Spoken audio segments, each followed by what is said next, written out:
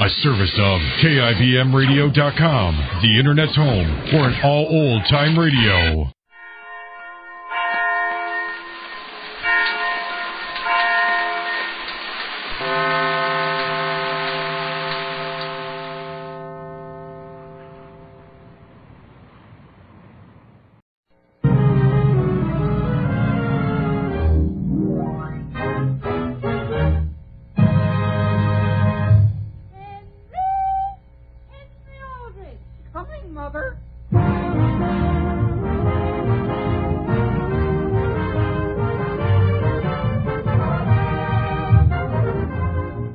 Aldrich Family, starring Ezra Stone and written by Clifford Goldsmith, brought to you by Jell-O Puddings, those delicious new desserts all America's been talking about.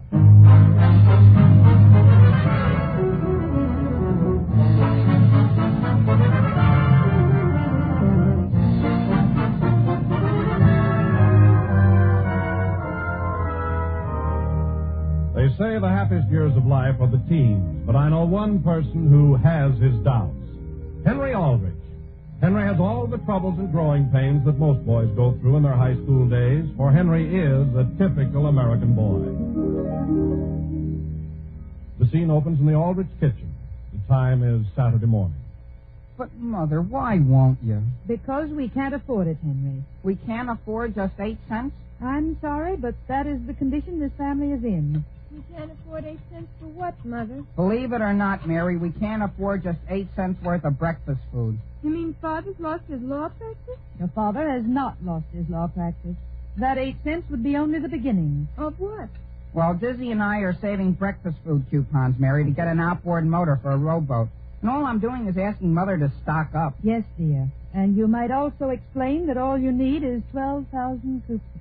But we don't, Mother. We've already got quite a few. All we need now is 11,214. Well, we are not stocking up with any 11,214 packages of breakfast food. I'm not asking anything so ridiculous, Mother.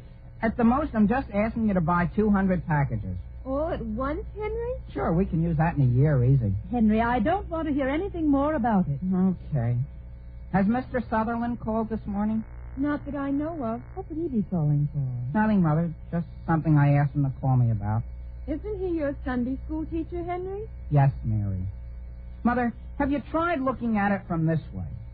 If I were asking you to buy chewing gum or candy, it might be different. But breakfast food. Think of all the nourishment there'd be in 200 boxes. And where would we keep 200 boxes? Right here in the kitchen, where they'd be handy. And where would I cook? All right. You cook here in the kitchen, and I'll give over my room to the breakfast food.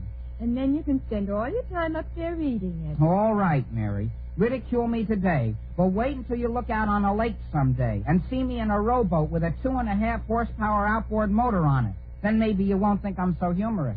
Won't I? I'll answer the phone. Mother, as soon as Mary is through with that call, do you mind if I phone Father's office? What for, dear? Well, I want to remind him to get the folks at his office saving coupons. Henry, I don't like to discourage every suggestion you make, but I happen to know that your father is extremely busy preparing a case to be tried in court next week. But, Mother, this wouldn't take 10 seconds. And if I can get everyone at his office eating good breakfast, maybe his whole practice will pick up. You are not going to bother him, dear. And incidentally, your father does not want you to bother Judge Thompson's family anymore either. I haven't been bothering the Thompsons. You've been trying to get Mrs. Thompson to save coupons for you, and your father finds it quite embarrassing when he has to try cases before Judge Thompson. But Judge Thompson ought to be grateful. In what way? I'm employing his son. I beg your pardon? Sure, didn't I tell you? Freddie works for me. Doing what? Eating breakfast food. I pay him. And who pays for the breakfast food? Judge Thompson. But Freddie's got to eat something, hasn't he? And he might as well eat this and have it count towards something. Henry, Mr. Sutherland just phoned and left a message for you. For me? Yes, Henry. He said that he'd considered your proposition, and he didn't think it would be ethical. It wouldn't be ethical. It wouldn't be ethical. Huh. Can you imagine that? What did you ask him to do, Henry? If that isn't the most absurd thing I ever heard of. What did you ask him to do? The most simple thing in the world. All I asked him to do was to suggest at Sunday school that the class lend me a hand and eat my kind of breakfast food. Henry Aldrich. I don't blame you for feeling that way, Mother. It wouldn't have hurt him to ask him. And I would have been perfectly willing to give him a commission. I believe it. Well, you know what I'm going to do? What? I'm going to change my church. Oh, no, you're not, Henry. Oh, yes, I am, Mother. If you ask me, I don't think Mr. Sutherland has a Christian-like attitude. Will one you see who's at the front door, please? I'll go, Mary. It may be one of the men I have working for me. Hello, Henry. Oh, hello, Freddie. Come on in. I got some bad news for you. Yeah? My mother says I can't eat so much breakfast food. Why not? My father wants to buy a car. What's that got to do with it? We need the money. But I'm paying you good money. But look at what you're paying me. 50 cents for every 500 coupons. All right. If you keep on saving, I'll give you an interest in the motorboat, too. I still don't think my folks can afford it. Well, why don't you ask them which they'd rather have, a car or a motorboat? But my father can't go to the courthouse in a motorboat, can Freddie, I'm not sure, but I think I just had an idea. he? Yeah? What else have I got to eat? Nothing. All you have to do is sit back and count. Where's your father buying the car? I heard him mention Johnson's Automobile Agency. Well, let's go down there. Why? Well, if Johnson wants your father's business, they ought to be willing to cooperate a little, shouldn't they? How? By saving breakfast food coupons for us. Come on, Freddie. Let's put it up to them.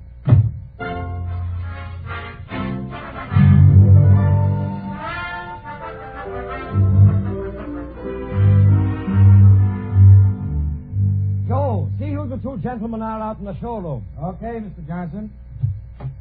Hi. What can I do for you? How do you do? We're just looking. They have some very nice cars here. Are you buying a car? Well, we aren't exactly, but a friend of ours is. He is. Yeah, and he asked us to sort of look around for him. What's his name? Well, I'm not sure he'd want his name mentioned just now. He just wants your advice. Yes, sir. How much is that car? $7.95. That's the kind he's considering. How much is that sedan over there? $28.40. 2,840? Yes, sir. Is that FOB or delivered? FOB. How many spare tires does that include? 2. Only 2. You mind if we try sitting in it? Do you have to sit in that one? Well, we would like to see what it's like. No. You sit in the back, Henry. Why should I sit in the back? Who's buying this? Boys, let me show you something. When you push each other against the doors like that, it scratches. Gee, that's the trouble with a black car. It shows every button you've got. Gee, I must have hit it. Don't touch anything in there. No, sir. Not a bad dash, Freddie. I don't like it as well as last year's, Henry. Yeah, well, is that the speedometer? That's the clock. That isn't the right time, though, is it? It isn't even running. What's this here? That's an ash receptacle. Would you mind putting it back, please? Gee, it broke right off. I asked you not to touch it. I know, but it shouldn't break like that. Well, what do you know about that? You mind my asking, does either of you have $2,800 in your pocket?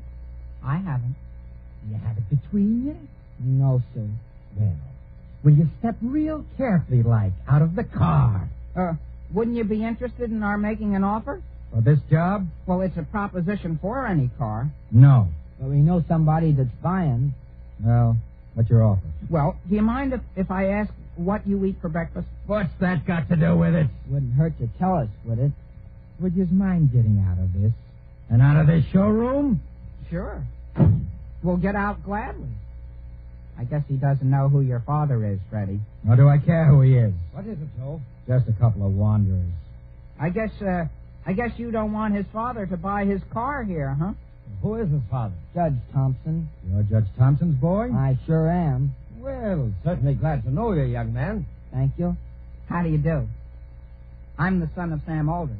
Sam Aldrich. Well, you look just like him. Yes, sir. That's what everybody says. Well, make yourselves at home here. Yes, sir. You want the rest of your fenders ruined? Now, what's a pin scratch? Now, if there are any questions you'd like to ask, boys, just begin to shoot. Yeah? What kind of breakfast food do you eat? What's that? You heard him. Yeah, you see, we're saving coupons, and we thought maybe... Now, what kind of coupon? Well, I've got one right here in my pocket. Here it is. We don't eat that kind right now, but I'll certainly speak to my wife about it. You will? I'll get her to try it someday. You couldn't get her to start tomorrow morning, could you? Well, Joe, see this coupon? Yeah? Beginning tomorrow morning, you get your wife to save these. You mean I gotta give up cinnamon buns? Well, we're going to help these boys out. Tell the fellas out in the shop. They're to eat this, too. Oh, gee, that's pretty nice of you. But here's what you're to do for me. The judge, believe it or not, is thinking of buying one from the Yellow Arrow people. It's a good car if you don't want to drive it very far. The Yellow Arrow? And you'll tell him about our car. Oh, sure. Which model here do you think your dad would like, Freddie? I like that $2,800 job. You hear that, Joe? The boys have taste. You think so? Now then, when would you like to have us send a demonstration car over for you? To ride in? Sure. Gee, are you doing anything next week, Henry? Not that I'd planned. Next week it is. Now, here, boys, before you go, I've got something for you. Right here on this table, here's 2 blotters for you, young man, and 2 blotters for you. Well, gee whiz, what'll it be next? You'll find that we'll treat you right. Mr. Johnson. What? Isn't that Judge Thompson across the street? Judge Thompson? So it is. You'd like to have me call him? I don't think you ought to bother him right now. He's probably in a rush someplace. Well, let's call him anyhow. Well, he may not like to be pushed into a sale. Oh, Judge. Hey, Judge. Yes? I'd have you come back here to the showroom a minute. I couldn't possibly stop right now. Had you in there, Freddie? Henry wanted me to look at something. Don't be late for lunch. Well, it's too bad he isn't going to come in. Yeah, it is. Isn't it? Well, I guess we better be going ourselves. Goodbye. Goodbye. Goodbye. Put in a word for it. Come on, Freddie. We've got to hurry. Where are we going now? Where do you think? Why just stop at Mr. Johnson's? Let's get the Yellow Arrow Company eating for us, too. Come on.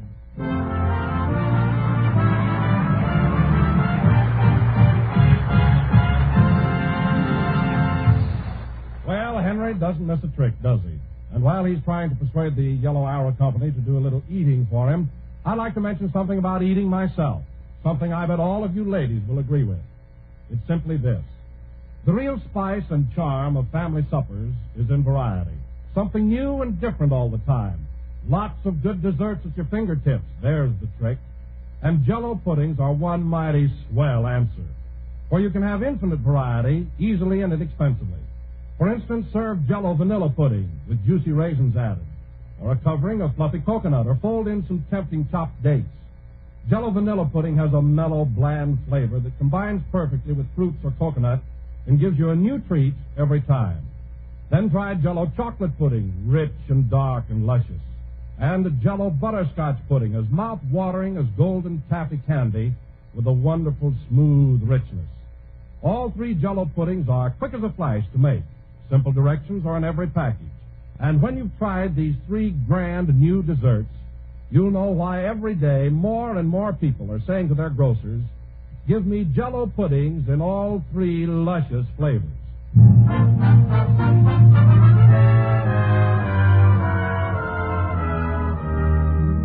From Henry Aldrich's activity over the last few days, his coupons should be arriving in truckloads.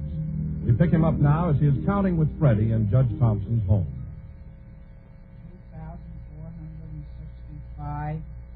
2,465, 2,466. I'm getting tired, Freddie. Don't tell me you want to stop. Maybe it's because I don't like to do anything that's wrong. Well, go on and count, Henry. Okay. 2,467. Listen, Freddie. Do you think that what we've been doing resembles bribery? Bribery? My father thinks it does. How does he even know about it? In an unguarded moment, I told him. Everything? Well, just 1 or 2 of the high spots. And he says we ought to go to your father and confess. Forget it. All we've done is ask somebody to save a few breakfast food coupons. Sure. That's the way I think I'll look at it. And besides, Mr. Johnson hasn't even given all of his yet. That's what I say. Well, 2,468, 2,000. No matter what you say, Freddie, I'm going to tell your father. Henry, do you want to make the mistake of your life? But it was last Saturday that we did it, and I haven't slept since. Well, don't go down to the courthouse to confess it. You mean it would make it legal if I did it down there? He doesn't like to be bothered. He's very strict about a thing like that. Hello, Bertie. Where did you come from, Father? We spend Saturday afternoon at home. Mother here? She's out someplace. Who's that in there with you? Just Henry. Well, Judge Thompson, could I speak with you a minute? Henry, you're only going to upset him. just as soon as I take my coat off and put these packages down. If you're telling him, he's going to look at it from a purely technical point of view. Yeah, but my father's trying a case in front of him, and he says I've got to get things straightened out. But you don't know what you're walking into. Father can't stand crime. Crime? Here, help me pick these coupons up. Stick them inside your shirt. I'll put some in mine. What we ought to have is a vacuum cleaner. Well, Henry, Okay. what is it that's on your mind? Judge Thompson, my father asked me to tell you something. All right, Henry. Proceed. Well, I just wanted to say, is it true you're buying an automobile? I have been thinking of it. Well, I think that's a very good idea. That reminds me, there are several packages here that were left in my name at the courthouse. I wonder whether you boys would know anything about them. Packages, Judge Thompson? Of what, Father? That's the curious part of it. This first package was left by some representative from the Johnson Automobile Agency. It contains several breakfast food coupons. Isn't that strange? It certainly is. Another package is from the Yellow Arrow Agency. And here is one from the Centerville Used Car Emporium. All containing coupons, Father? All containing coupons. Do you suppose they're giving breakfast food coupons with cars this year? You boys aren't by any chance saving breakfast food coupons, are you? Saving them? I hope that no one in this town thinks that I've reached the age where I save them. No, I should think not. At first, I was afraid you boys might be taking advantage of the fact I was considering a car. But knowing you as I do, I'm sure that bribery would be the last thing either of you would stoop to. Yes, sir. If there's one thing that's terrible, it's bribery. It certainly is. And it's one thing I never tolerate. Yes, sir. I'll tie these up again. You mean you're going to return them? I certainly don't know why I should keep them. But let's get back to what you were going to tell me. Why, Freddie, do you remember what it was? It certainly skipped my memory. I had it right on the tip of my tongue, Judge Thompson. I couldn't tell you now if I had to. Freddie, what in the world do you have wadded up inside your shirt? Oh, that must be my underwear. What do? Just carry it there? I see Henry's does the same thing. Yeah, mine keeps slipping down. I'll answer the phone, Father. I'll answer it, thank you. I'll take it upstairs. It may be the call I'm expecting. Freddie, take a look out the window. What? Coming up the walk. It's Mr. Johnson. It is a fine time for him to come. Didn't I tell you I should have confessed? I certainly didn't stop you. You go to the door, Henry. You go yourself. This is your house. Freddie, you see who it is at the door, please. Oh, is somebody there? Here I am, boys, as good as my word. Yes, sir. Mr. Johnson, we don't feel we should be of any more trouble to you. Now, don't you worry about that. The car is right out in front. And by the way, here are some more blotters for you. Freddie, Yes, Father? who's at the door? A man with some blotters. Wasn't that your dad that called?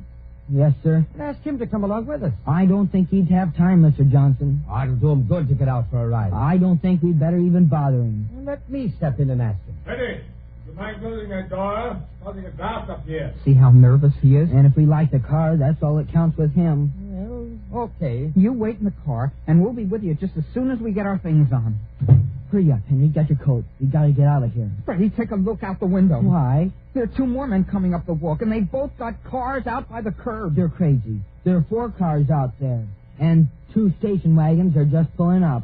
Let's go out the back door. And leave him here with my father? Well, I don't want them. You suppose we could get in Mr. Johnson's car and tell all the rest to follow? And what? And give them each a try along the way? Sure, have a demonstration of 9 cars all at once, I suppose. How do you do? I was sent up here from the Marble Car Agency. And I'm from the Honest Duty Company. Yes, sir. We'll be right out as soon as we get our coats. And could you please tell the others to wait in their cars? And would you mind my asking about how many cars your father is buying? Just one. Just one. Yeah, but he's going to be very open-minded about it. Sure, I can see that. Boy, I'll say. Come on, Freddie. Going out, boys? Oh, yes, sir. I want you to take a look out the window. Out the back window? Out the front window. Those cars out there. What do you suppose it is? A parade? Well, maybe it's a traffic jam. I wonder who that could be. I didn't see anyone come up the walk.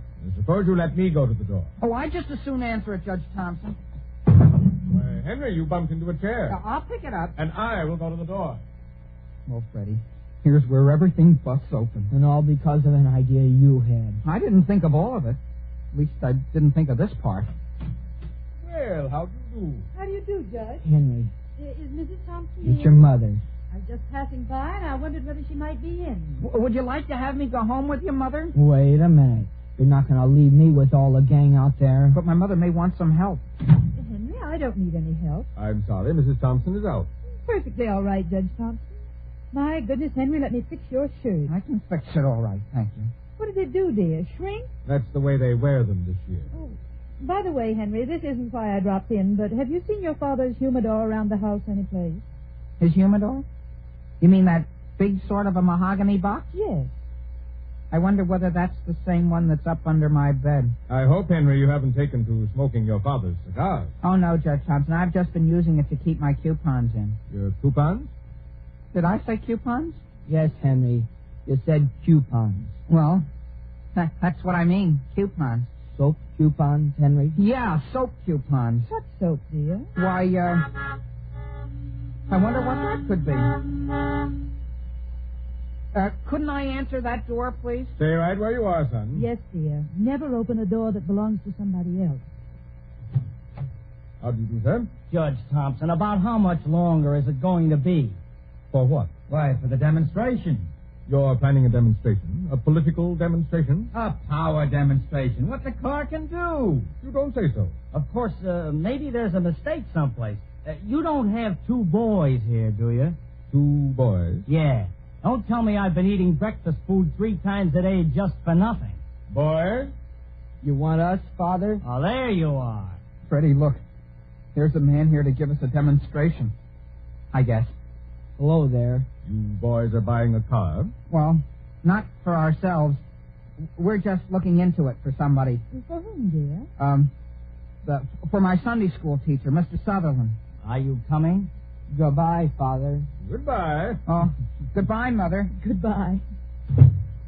Isn't it funny? Your father didn't say more? Now listen, is your dad buying a car or isn't he? That's just what I was going to ask. Sure. He's going to buy a car. Are you sure? Because my family's eaten enough breakfast food in the last week to use up the commission on 3 cars. The trouble is, my father's sending all the coupons back to you. Good, that's just fine. And until he buys a car, we keep them. And you can thank yourselves for that noise. Don't you think we'd better tell a few of them to go home, Henry? No, Freddie, I've got a swell idea. Another one? Let's get in Mr. Johnson's car and tell the rest to follow him. Where to? Out to the edge of town. All of them? Sure. And on the way, Mr. Johnson, would you mind driving me by my girl's house over on Walnut Street?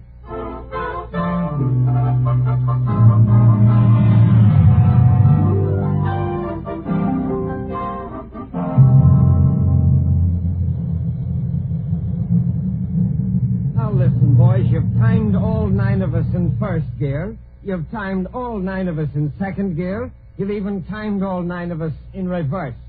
There isn't anything more a car can do. There's just one thing more, Mr. Johnson. There is. Sure. This is a peach of a road, and there's hardly any traffic on it. Couldn't all 9 of you line up and we'll have a race? A race? 9 cars have a race on a public highway? Why not? Are you crazy? And anyhow, there aren't 9 of us anymore. What became of the rest? They've given up breakfast food and have gone back to their normal life. You mean the sale is between us 2? It is. Well, why can't we see you 2 race? Oh, no.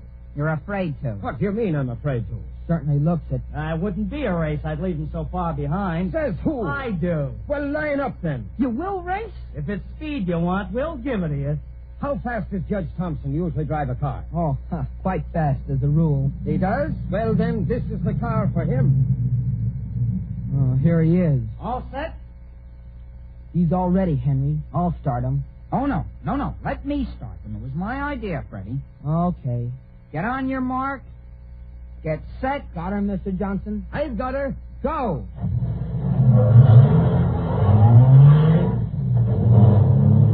Hey, Freddie, we're off. Can't you sort of open her up, Mr. Johnson? It is open. Yeah, but he's way ahead. We'll beat him or I'll give you the car. Look at her pickup, Freddie. We're passing him. We're passing him. Keep her open. Keep her open, Mr. Johnson. He's shooting ahead. I haven't even started to go. What could that be? Maybe there's a fire someplace. It's a policeman. Yeah, he's racing too. I might have known this.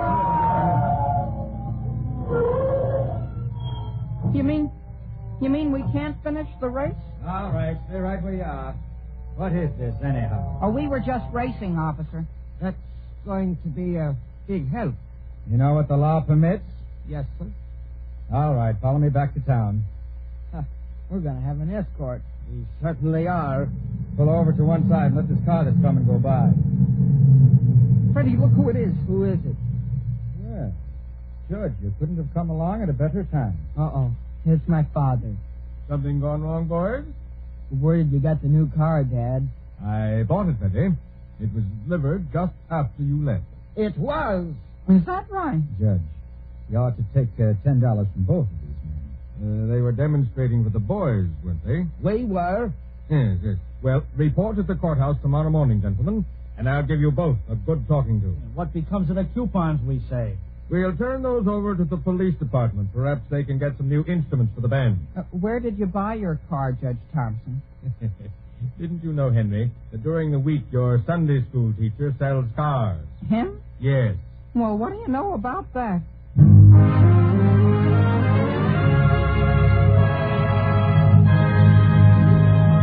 Henry Aldrich will be back with us in just a moment.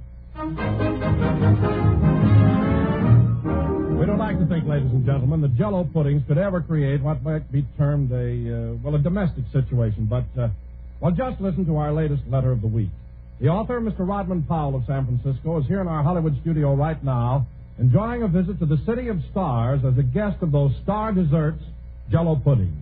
And I'm going to ask him if he'll just read us what he wrote. Mr. Powell. My favorite Jell-O pudding is chocolate. And it used to be that when my wife served it, she always made my dish a bit larger than the rest. Well, that started trouble right away. First, my daughter gave me a big hug and kiss and wanted to trade dishes with me. Next week, my son offered me a free copy of the magazine he sells if I'd trade with him. So now we always make up 2 packages for each meal instead of 1. And we all have extra big dishes. My wife doesn't mind because it's as easy to prepare 2 boxes as 1. And in this way, everybody's happy. So everything's all right now, Mr. Powell. To tell the truth, I don't know whether it is or not. There's some talk about 3 packages for each meal, and we may end up with 4, 1 for each of us. Because when it comes to Jell-O puddings, about the only word my family seems to know is more. Well, that just proves that you folks know a good thing when you taste it. And speaking of more and more families every day are discovering the smooth, mellow delight of Jell-O chocolate pudding, exclaiming over its rich, old-fashioned chocolatey flavor. They like Jell-O vanilla and butterscotch pudding, too, and they enjoy them often because they're easy and economical to serve. So try these 3 delicious new Jell-O puddings yourself, ladies and gentlemen. You'll say you never tasted anything so good.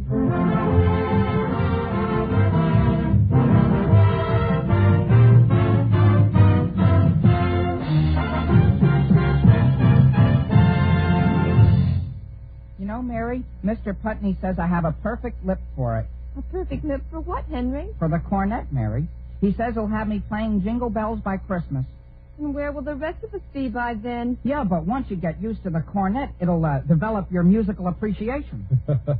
Well, musical appreciation with fanfares, frills, trills, and many laughs will be coming your way next week, so be sure to listen at the same time for more adventures of Henry Aldrich.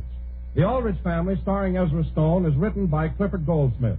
Original music composed and conducted by Felix Mills. Don Wilson speaking and wishing you good night for those delicious new desserts all America's talking about, Jell-O puddings.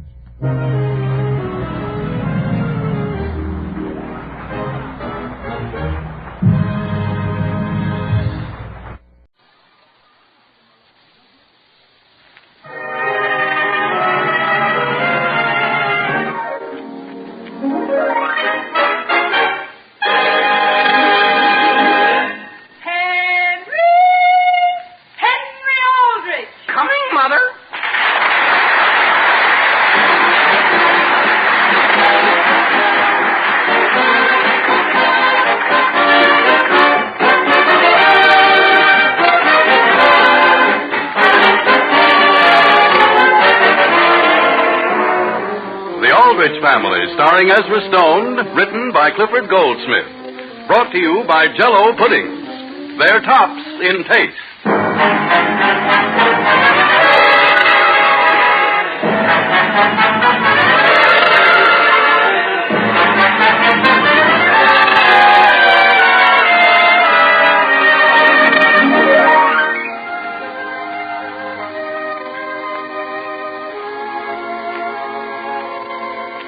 To the gallery of typical American boys, such as Penrod, Tom Sawyer, Peck's Bad Boy, we add the name of Henry Aldrich.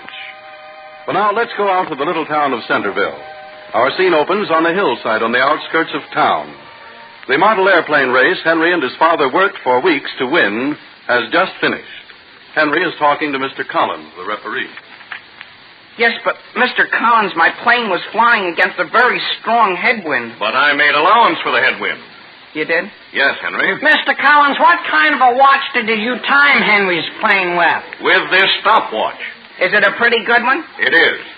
Billy Walker's model covered the course in 1/2 of a second less than Henry's. Not by my watch, Mr. Collins. Is yours a stopwatch, Dizzy? No, but it used to belong to my grandfather. Is your grandfather an official for this race? No, but he carried this watch for 35 years and nothing ever happened. Hey, gee whiz, look at it. Did it break, Dizzy? Henry, you're standing on the mainspring. Oh, yeah. Excuse me. Here's the stem, too. Well, where did Mr. Collins go? He walked away. That's a swell thing for him to do. I ought to make him pay for this watch. Mr. Collins! Hey, Mr. Collins! Now, wait a minute. I just went over and got these figures. What are they? Henry, when your plane was flying, the wind was blowing at 11.5 miles an hour. When Billy Walker's was flying, the wind was 4.5 miles an hour. So I naturally made an allowance of 6 miles an hour in Henry's favor. Well, Henry, does that sound right to you? As a matter of fact, isn't 4.5 from 11.5 7? No, sir. No, I guess 6 is right. Of course it is. Only it certainly looks like 7. And I could swear Henry's plane went faster. Someplace there's been a big mistake. What seems to be the trouble, Henry? Father, you and I lose the race by just half a second. And a half a second is a half a second. I know, Mr. Collins, but that's all it is. Henry, may I speak with you? Where, Father? Right over here. You want to speak to me too, Mr. Aldrich? No, thank you. What is it, Father? Henry, don't you think that as long as we lost the race, it would be better if we said nothing more about it? But, Father, Dizzy's watch didn't register 16.5 seconds. Does his watch have half seconds on it? No, but up until a few minutes ago, it always kept perfect time. Henry, I happen to be doing some business with Billy Walker's father, and it might be just as well if you didn't say anything more about it. But, Dad, look at all the time we spent building that plane. After all, we did finish second. Sure. Henry, I want to tell you when your father something. Sorry, Dizzy, but I've got to go back to the office. Well, you'd be very much interested, Mr. Aldrich. Tell Henry. Henry, I knew all the time there was something phony. Henry, wasn't every plane that was supposed to go in the race be made by a father and a son? Sure. Well, I'll bet you anything Billy Walker and his father didn't make theirs. Well, where do you think they got it? I know where. I was just overlooking at it, and I remember seeing the very same thing down in Jones's sporting goods store. Are you sure, Dizzy? There's only one thing about it that's different. Billy's is blue and the one at the store was red. Then it can't be the same plane, can it? No, that's what you think. I scratched a little of the blue paint off and ran underneath was the red paint. Yeah? Yeah. Henry, if you win, it means a trip to the Capitol. Well, gee whiz, I don't care what my father says. I'm going down to Mr. Walker's office. Now, wait a second. Don't go rushing into this. Why not? I've got a book at home that'll tell you exactly what to do in a case like this. Well, what should we do? Well, before we can ride out and accuse anybody, we've got to get proof. That's the important thing, Henry. Naturally, Dizzy. Anybody knows that. Because you accuse somebody doesn't mean he's guilty. You've got to get proof. I hope you don't think I didn't know that. Yeah, but you don't know as much about those things as I do, Henry. No, well, I know where I'm going. Where? Follow me. When we bust this case open, it'll shock everybody. Sure. Especially my father. Yes, sir. When he hears of it, he'll be speechless.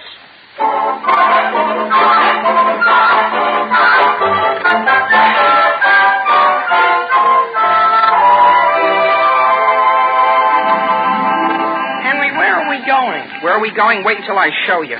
Wasn't it funny, Dizzy, when we were talking with Mr. Collins? I could have sworn 4.5 from 11.5 would leave 7. Same here. But I guess you got to put it down on paper before you can believe it. Yeah, must have been the fractions that threw us off. Didn't I tell you, Henry? Look in the window. Look. Well, you mean here in Jones's Sporting Goods Yeah. store? Well, that's the same identical plane the Walkers had. Come on. Now, wait a second, Henry. Let's do this carefully. We're going to. We aren't going to rush into it. We'll just be casual. That's it. And all we'll do is make out we want to buy something, and then we'll gradually lead up to the plane. Right. Come on in. Well, where is Mr. Jones? I guess he must be in the back. When he comes out, don't mention why we're here. Something you boys want? Why, we just thought we'd look around, Mr. Jones. At airplanes. Dizzy. Did I say airplanes? What I meant was, that's the only thing we aren't interested in. I see. Mr. Jones, do you carry baseball bats? You're looking right at baseball bats. Am I? Oh, yeah. Oh, maybe that's why I mentioned them. How much are they, Mr. Jones? 50 cents up. Oh, yeah. Well, how much are your tennis rackets? $1.95 up. Oh, yeah. Well, how much your fishing tackle? $25 down. Oh, Dizzy, look at the airplane models. Oh, sure enough. I haven't seen those before. Which kind? The kind Mr. Walker bought. What kind did he buy? Oh, did he buy one? Who? I thought you said Mr. Walker bought one. When did I make that statement? No, Dizzy, you misunderstood. What Mr. Jones... No, just what did you boys come in here for? Well, Mr. Jones, would you mind if we should ask you something confidentially? What? Did Mr. Walker buy one of those planes you have in the window? Buy one? Not here, he didn't. I only stocked up with 5, and they're all right there. Are you sure you couldn't have miscounted them? Yes, sir. Why? Oh, nothing. Nothing. We were just asking out of sheer curiosity. Casually. Well, look who's coming across the street.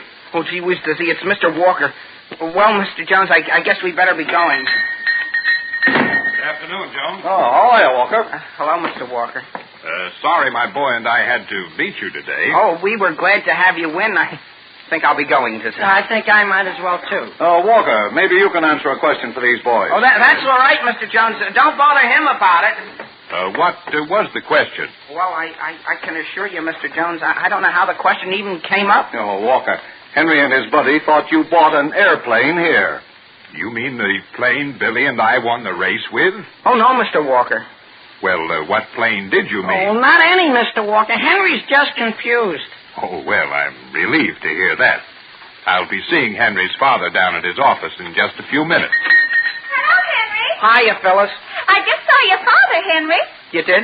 Mr. Collins was talking to him. Well, Mr. Collins was quite mad about something. About what? I'm leaving, Dizzy. Well, so am I.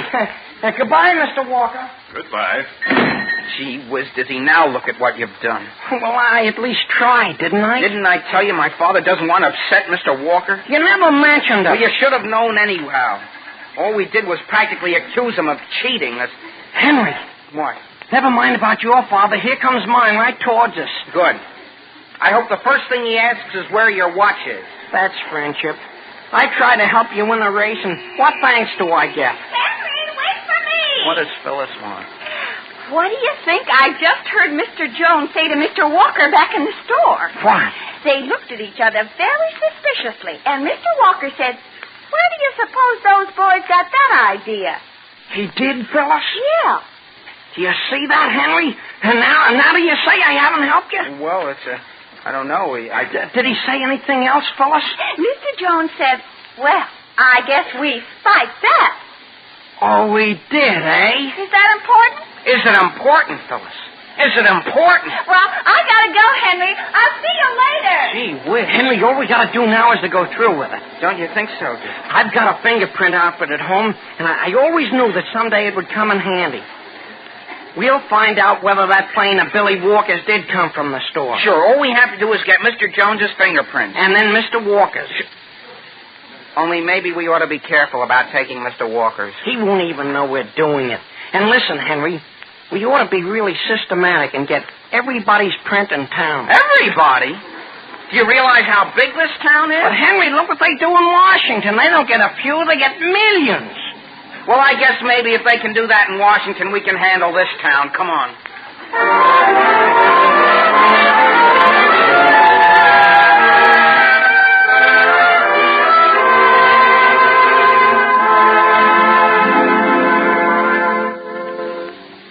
Well, here it is, friends, the 6th week of spring.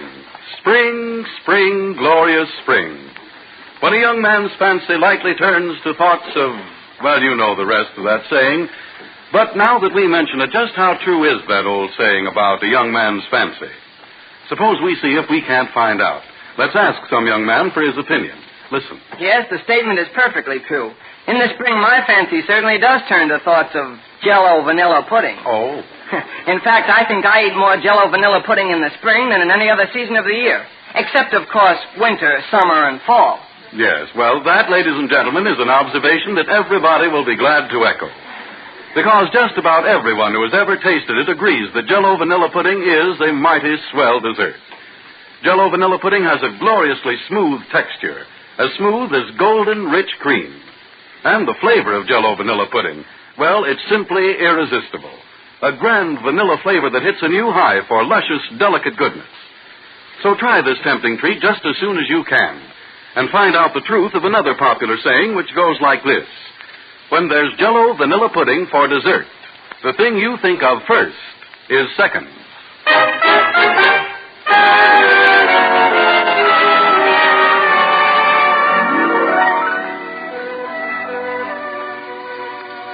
Now, getting back to the troubles of Henry Aldrich. Henry feels that he has been cheated out of first place in an airplane model contest, and is trying his best to prove it. The time is evening. The scene opens in Henry's room. It's a funny thing, Henry, how my grandfather was able to carry this watch for 35 years, and I drop it at the end of a week. Listen, Dizzy, put that away. Haven't we got work to do? I've got to get it all back together. I've got it all back together except for these two wheels, and if I don't find out where they go, my father will kill me. He will, huh? Well, we're coming to the most crucial part of our job. Here we are.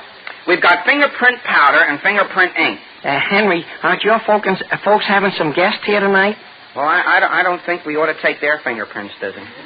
Listen, I thought you weren't going to show favoritism. Yeah, I know, Dizzy, but they're... All right, then. We just as well not start this.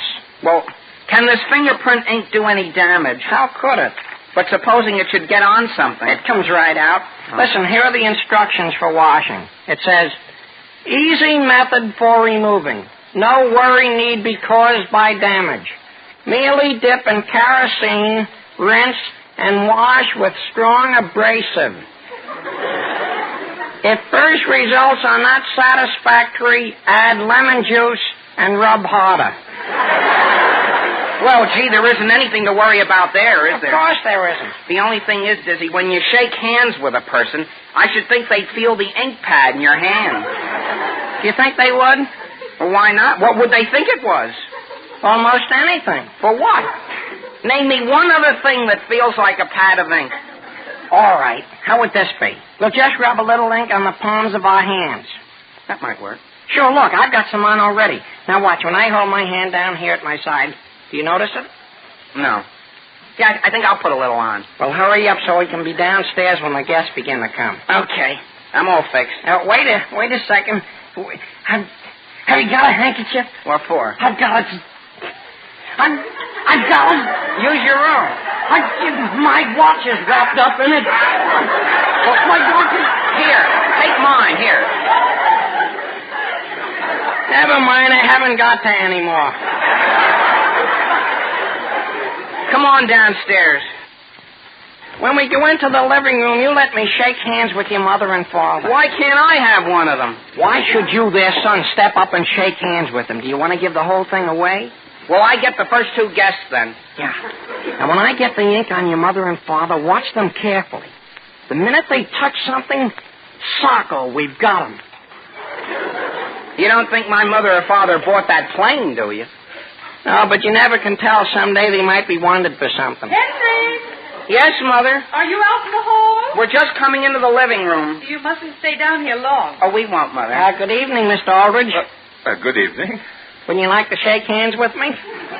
Shake hands? Weren't you here with us for dinner? Yeah, but I just came downstairs again. I don't think it's necessary to shake hands. Henry, could you hand me my pipe, please? I'll hand it to him, Henry. Let me hand it to him, Dizzy. Please, Henry. Here, Sam, I'll hand it to you. Thank you, Alice. Mrs. Aldrich, wouldn't you like to shake hands with me? No, thank you, Dizzy. Won't you boys sit down before one of you knocks something over? I think I will. I guess I will, too. Henry. Yes, Mother. I don't like to seem rude, but we are expecting guests. Well, couldn't we stay down here just until they've arrived, Mother? Why do you want to do that? Well, don't you think it'd be nice for us to help greet them? Henry, I'd do as your mother asks. Well, in that case, I think I'll be going home. Oh, must you go? I think I will. Would you like to shake hands now that I'm leaving, Mr. Aldrich? I don't think it will be necessary. I may not be seeing you again right away. No. Sam, the least you can do is shake hands with the boy. Well, if it'll make him any happier. Here, shake hands. Goodbye, Mr. Aldrich. Goodbye. Would you like to shake hands too, Mrs. Aldrich? I'm sorry, but I've got to go out to the kitchen. I'll go to the door with you, Dizzy. You know, I think I changed my mind, Henry. I may not go home after all. Just 1 minute, boys. Something you wanted, Father? Dizzy, what's this I have on my hand? Why, This black ink. Why... Well, how do you suppose that could have gotten there? May I see your hand? My left hand? Your right hand. Oh, well, what do you know about that? Do you suppose I could have gotten that from you? Henry, may I see your hand? Were you talking to me, Father? May I see it, please? Well, will you look at that? If I were you, I would go upstairs and wash my hands. Yes, Mr. Aldrich, that's the least we can do. I agree, and please do not come back down while the guests are here. But, Father, we've got to. What for? We've got to get their fingerprints. You're not going to do any such thing. No, Mr. Aldrich? No. Come on, Dizzy. Now I've got to go out to the kitchen and wash my hands. You know, Dizzy, I had a feeling all the time we shouldn't be doing this. Well, that's only part of the trouble. There's something you don't even know anything about. What? Well, when I came in the front door this evening, I put some ink on the doorknob. On the outside? On both sides. Gee whiz, Dizzy. I did it so we'd be sure to get everybody. Well, we've got to wipe it off. If we do, Henry, we won't have prints of anybody but our own. Boys, have you gone upstairs? Yeah, in 1 minute, Mother. I hope we won't have to tell Dizzy's father and mother when they come. When who comes? Your mother and father. Henry, we've got to wipe that doorknob off. Give me a handkerchief. Henry! Yes, Father, we're just going to open the front door. You will please go upstairs as I ask you to. Yeah, but, Father, a mistake has been made. Please march. Mr. Aldrich, could I tell you? Both of you go up those stairs. Yes, Father. What do you think we should do in a case like this, Henry? Well, hello there, Frank Stevens. Oh, so you decided to let us in. Hello there, Molly. Hello, Alice. Well, what do you have there, Frank? Brand new hat? Spring has struck the Stevens. This color is what is known as dove gray. That suit he has on is new, too. Molly, just because you don't like checks. Say, how'd that smudge get on my hat? Oh, Frank Stevens. Do you suppose they sold it to me that way? I told you all the time the car needed washing. That isn't off the car. If those smudges were on your new suit, I wouldn't mind. May I take your hat, Frank? You may. Well, there seems to be a smudge on the crown, too. Yeah. It's beginning to look like a tweed cap. Put it down, Sam. You probably didn't wash your hands clean. I washed them perfectly clean, Alice. Look at them. Yes, look at them. Sam Aldrich. Well, I certainly thought I washed. Frank, let me turn your coat collar down. How did that get up? My goodness, dear. There. Frank, there's a smudge on your collar, too. Hey? Well, I didn't put it there. Well, all of you just stand back from me. Until I came into this house, I was the best-dressed man in town. Molly, maybe you'd better hang this hat up. I can't take it right now, Sam. I'm going to powder my nose. You want a mirror, Molly? No, thank you. She knows where her nose is. Just the Molly, would you mind looking in the mirror? What's the matter with me? Never mind. Just look in the mirror. Oh! That's where all those smudges have been coming from. Molly, go upstairs and wash. And Sam, you go out in the kitchen. Do you have one more place? Henry! Sam, what do you want Henry for? Never mind. I'm going upstairs. Henry Aldrich. Yes, Father. Will you and Dizzy please come here? Has something gone wrong, Father? Something has. Of what nature, Mr. Aldrich? Did either of you boys put ink around this house? On the front doorknob? Yes. Well, the fact is, Father... What is all this fingerprinting nonsense? Well, that's what we tried to tell you. We didn't do it as a joke. We're trying to prove Mr. Walker is guilty. Didn't I tell you to forget Mr. Walker? But he wasn't fair. Tell him about what we have in your room, Henry. Yeah, sure. We've got a cardboard box we found in the Walker trash barrel, and it's the box their airplane came in. Henry, I want you to go straight to bed. Yes, Father. Where do you want me to go, Mr. You, Dizzy, may go downstairs and take a look at your father's hat. Are there some fingerprints on it? There are. Do I hear Basil's voice up there? I'm coming right down, Father. Do you know anything about this? Well, it's this way. What's the matter with you? I'm going to sneeze. Well, where's your handkerchief? It's right here. Basil, look at your grandfather's watch. Father, could I please come down? I'll see you at breakfast. Sam, quick! What's the matter? Another guest is at the front door.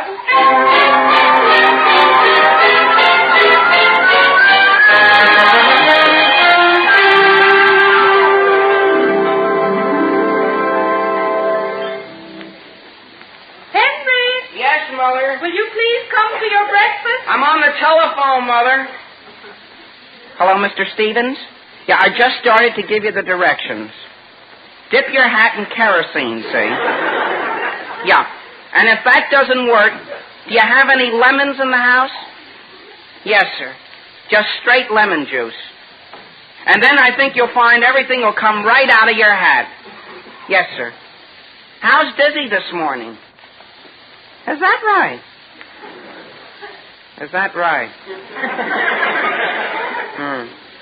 I won't be seeing him until the end of the week?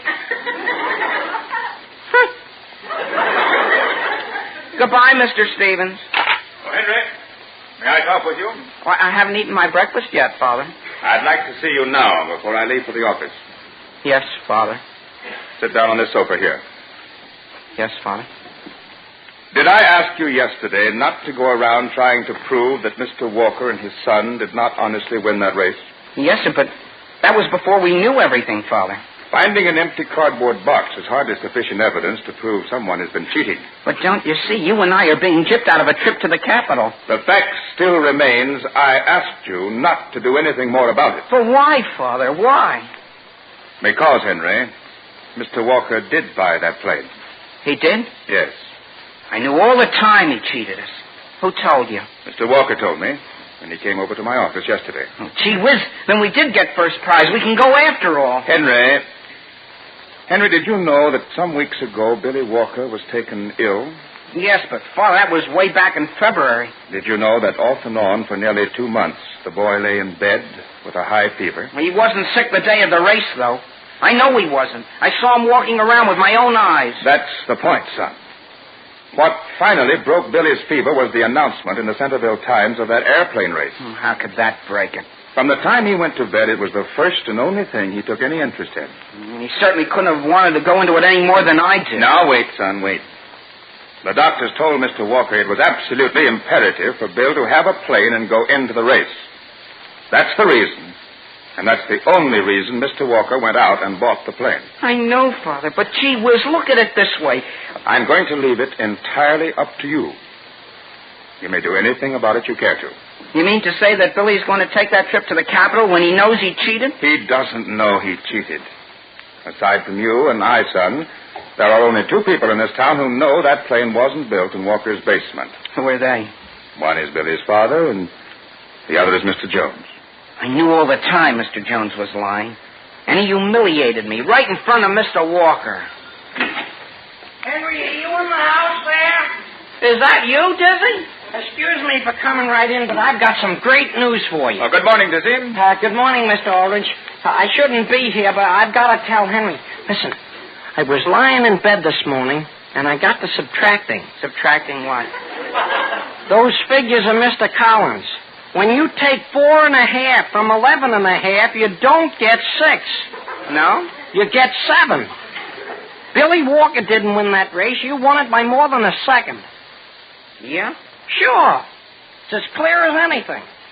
The only thing is, Dizzy, when you subtract 4.5 from 11.5, you do get 6. No. Sure you do. You do? Of course. Well, I'll be darned, Henry. I guess you're right. Sure, I couldn't have won the race. Isn't that right, Father? For once, Henry, your mathematics are absolutely correct.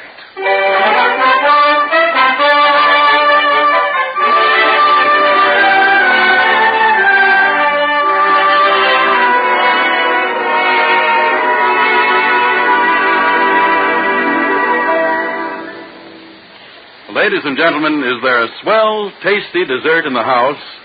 The answer is yes, when you've got a package of Jell-O chocolate pudding on the pantry shelf. There's no doubt about it. With Jell-O chocolate pudding for dessert, you're all fixed for a feast.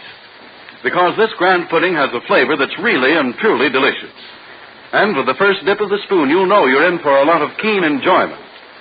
Jell-O chocolate pudding is full of rich, chocolatey goodness. A pleasing, mellow flavor that spells real satisfaction. It's a creamy, smooth dessert, unsurpassed for topping off a meal in top-notch style. And you'll find that Jell-O chocolate pudding is both easy and inexpensive to serve. So tomorrow night for dinner, delight the family with this tempting chocolate treat. There's a world of luscious pleasure already and waiting for you in Jell-O chocolate pudding.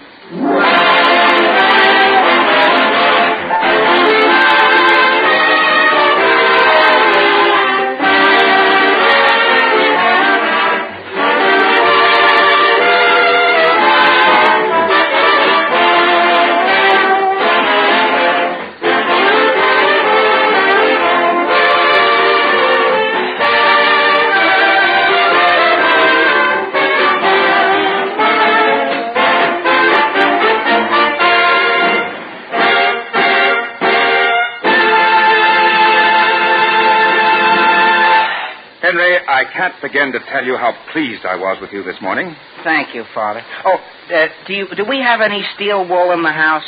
What do you want it for? I'm going over and help Dizzy clean his father's hat.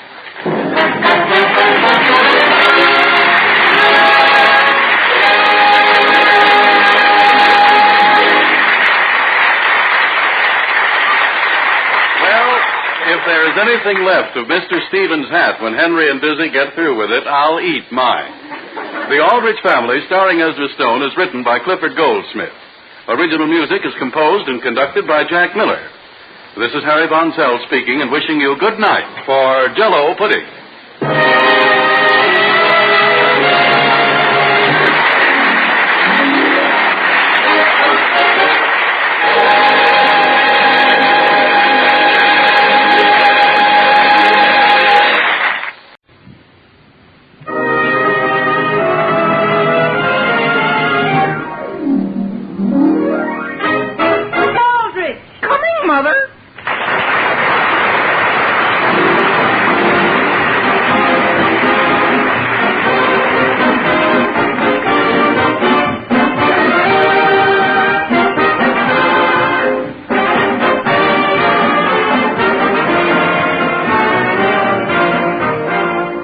Aldrich Family, starring Ezra Stone, written by Clifford Goldsmith. Brought to you by the puddings that are tops in taste. Jell-O pudding.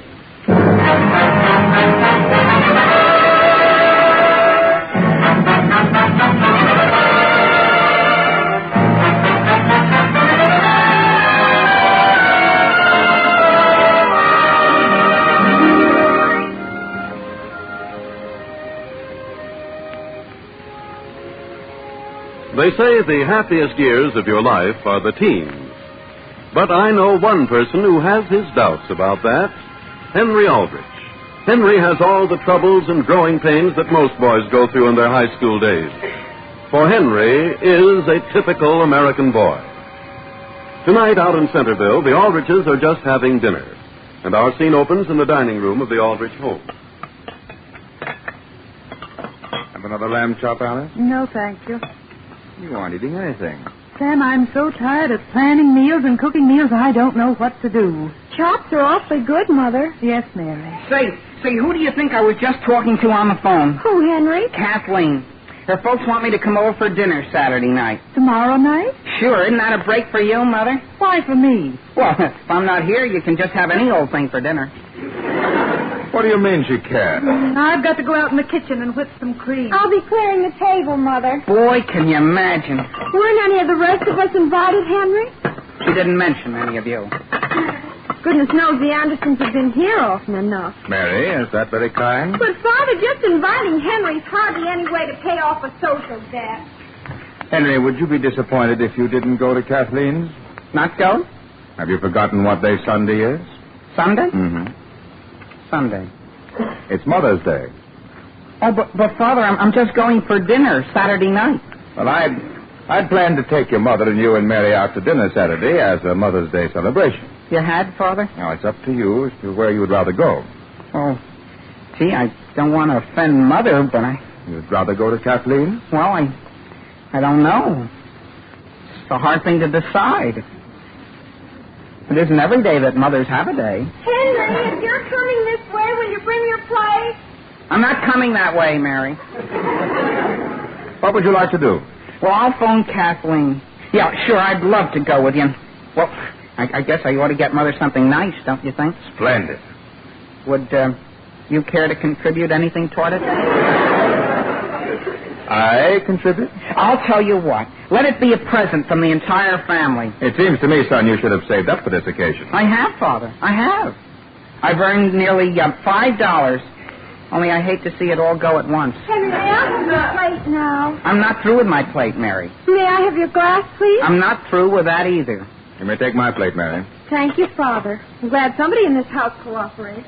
Father, how do you think Mother would like to have me get her a new dress? A dress? Sure, I don't see what would be so difficult about it. All I have to do is get Mother down to the store and just happen to take her by the dress department. And what? And as we go by, I say, gee, Mother, look. And she'll say, oh, isn't that one swell? And I've got it all picked out. Well, supposing she picks one of the more expensive dresses. Oh, I wouldn't mind the sacrifice. I'd just as soon spend the whole $5. I think I ought to do something for Mother. She's puts up with an awful lot from us. Henry, Mother wants to know whether you drank any milk this afternoon. Just one glass, Mary. Well, what you drank was cream. Cream? Cream? Gee, I thought that was awful rich when I drank it. There isn't one speck out there to whip. She was... Well, tell her on Sunday I'll make up for everything. Excuse me while I take this. I'm not through with that plate. There isn't anything left on it, Henry. I've got my chop in my hand. May I have your bread and butter plate? But you're not to come any closer than that. And, Henry, will you please eat your chop as you should? But, Father, I waste so much when I eat it politely. Mary, you wouldn't like to go in on something real nice for Mother's Day, would you? I'd plan to get Mother something alone, Henry. What? A blouse. A blouse, Mary? A blouse? Mm-hmm. No skirt? My goodness, I'm going to pay nearly $3.95 for it as it is. Well, how much would one come to? The very cheapest would be $2.95. What? Yes. I wonder whether Mother wouldn't like to go to the movies instead. Mary, I'm coming, Mother. Father, there's an awfully good movie this week. Oh? What is it? The Cowboy Returns. Yes. I'd even be willing to blow the whole family to it. Well, first, don't you think you'd better make sure the Cowboy Returns is what your mother wants to see? Oh, I'll let her have her choice. You know, Father, if we didn't go to an expensive place, I could almost take the whole family to dinner, too. I think the movies will be sufficient. Oh, no, Father. I know of a place where it's very reasonable. I'd be glad to take all of you. How about it? Henry, can you make room for this dessert? Mary, Mother can't hear me out there, can she? Mother isn't even speaking to you. She isn't, Mary? She will. How would you like to go to the movies Mother's Day Eve? What's that, Henry? Saturday night, I mean it. We're all going to the movies and to dinner, as my guests. Really? Ask Father. He's right, Mary. That's wonderful, because I was going to take Mother down to get that blouse, and now we can meet you right afterwards. Boy, there isn't anything Mother likes more than a party. Here's your dessert, Sam. If you want any cream, ask Henry for it. But, Mother, that cream I drank was in a pitcher. Well, of course it was in a pitcher. Well, do you mind if I change the subject of cream just a second? To what? What are you doing Saturday night? Dear, I'm probably cooking dinner. You are? We're all going to meet downtown for something. For what? Don't tell her, Mary. Where shall we meet? At the Emporium Department Store at 4:45. It's all set. 4:45. Well, that's going to make it terribly late for me to get home and cook dinner. Don't worry about cooking dinner, Mother. But what are we going to do? Gee whiz, you wait. You're going to have one of the swellest times you ever had in your life.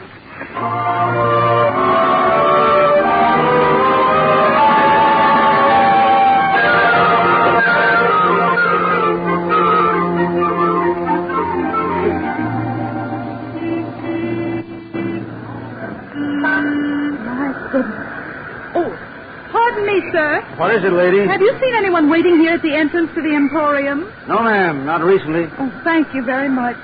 Here it is 12 minutes after 5. I don't mind waiting so much. I just keep wondering if they haven't been in an accident. Yes, ma'am. With traffic the way it Would you like is. to buy some flowers, lady? No, thank you. Wouldn't you like to buy some carnations for Mother's Day? No, thank you. Well, you ought to remember your mother. That's the least anyone can do. Yes. Let's entire family. What's that great success will see entire family in action. Boy, could I have a paper, please? Here you are. Oh, on what street does the family live? It's nobody in this town. Oh, then I won't need the paper. Alice, why have you been waiting here at this entrance? Sam, where on earth do you think I'd wait? Well, I've been standing around the corner. That's not the main entrance, Sam. Well, Alice, that is certainly the main entrance on that street. Well, at least you're safe. That's something. The thing for us to worry about is my car. Well, what's happened to that? I left it 30 minutes ago in a 15-minute parking space. But that still isn't as important as Henry and Mary. Well, they're probably at the entrance all the way around on Market Street. Well, go around and look, Sam. Where will you be? I'll wait right here. I won't move 1 foot. Lady, like to buy a box of candy for Mother's Day? No, thank you. They're hand-dipped and cherry-filled. No, thank you. Like some hazelnuts? No, thank you. Fresh chocolates with cherries for your mother. Gee whiz, Mother, where have you been? Right here where I was supposed to be, Henry. Imagine that. Where have you been? Just inside the door. Why, dear? Did you wait in there? But, Mother, I think the inside of a door would be the only logical place to wait for someone. Well, couldn't you have at least looked outside? I finally did, and there you were. Where's Mary? I have no idea where she is. Well, where's Father? Your father has gone round to the Market Street entrance to see where you are. I? Why would he look for me there? Well, dear, you certainly weren't here, were you? Oh, Mother, I was here. Oh, I don't mean to argue with you, but all that's been separating us is that door. Yes, Henry. Now, supposing you take this nickel and go inside and telephone and see whether Mary has left the house yet. Yes, Mother. Tell her the store closes at 5:30. Yes. X-ray face for young girl disappear. Boris! Mother, am I terribly late? Where have you been, Mary? Joe Graham dropped in just as I was leaving. I thought he never would go. Yes, dear. Shall we go in and do our shopping? Well, not until Henry and your father get back. Where are they? Henry's phoning you, and your father's waiting for you around on Market Street. Well, isn't that ridiculous, Mother? It certainly is. What have we got to do now? Wait for them until I get back? I'm afraid we have, dear. Now, at least one of us better. You stay right here while I go around and get your father. Can you find him? Well, of course I can find him. Now, don't move until I get back. No, Mother. Pardon me, sir. What do you have, lady? Look, it would take me more than 3 minutes to run in and get one. As to that, I couldn't say. Oh, dear, I wonder where... Mary, where is your mother? Father, where did you come from? Where do you think I came from? Well, Mother just went around after you. Now, what did she do that for? So we wouldn't have to wait so long. Where's Henry? He's inside phoning me. What's that? Don't you think I ought to go in and tell him I'm here? You wait where you are. I'll go in. Yes, Father. Flowers for Mother's Day. Fresh carnations. Mother, I'm going to need another nickel. Gee whiz, Mary, where's Mother? She's gone after Father. Where's Father? He thought you were me. Yeah, but Mary, I couldn't get you. Of course you couldn't. I'll go get Father. How long will he be gone? 2 minutes. And, Kathleen phoned you at the house. What did she want? Henry, did you tell her you couldn't come to dinner? Sure I did. I left the message with the maid. Well, Kathleen's expecting you. Oh, gee whiz, she couldn't be. She's... Cherry-filled candies for Mother's Day? Listen, mister, are you going to be here for a few minutes? Yeah. Well, could you deliver a message for me? If you see a lady or a man or my sister looking for a fellow in a brown suit like this, could you tell him that I just stopped in to phone a second?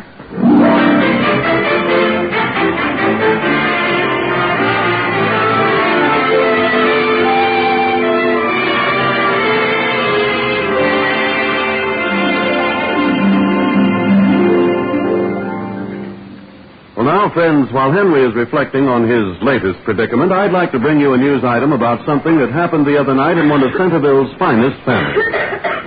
The headline reads, "Prominent Local Man Trapped in Raid." And the article goes on to read, "Last night, about 11:30, one of Centerville's leading citizens was surprised by his wife just as he had tiptoed to the kitchen, raided the refrigerator, and finished eating a dish of pudding. Jell-O butterscotch pudding that had been left over from dinner. His wife was desolated, as she had been planning to eat the Jell-O butterscotch pudding today for lunch. But the culprit showed no remorse. When questioned, he merely kept repeating, I'm glad I did it. Yes, and I do it again. I simply can't resist Jell-O butterscotch pudding. Well, friends, seriously, that is just another way of saying that Jell-O butterscotch pudding is a dish that people won't be denied. Probably it has something to do with the grand, buttery, brown sugar flavor of this swell dessert. And the fact that Jell-O butterscotch pudding is as smooth as rich golden cream undoubtedly plays a big part in its appeal. At any rate, this mellow treat is a mealtime favorite in thousands of homes the country over. And I'm sure you'll find it your favorite, too. So try some real soon. You've honestly never tasted a more luscious dessert than Jell-O butterscotch pudding.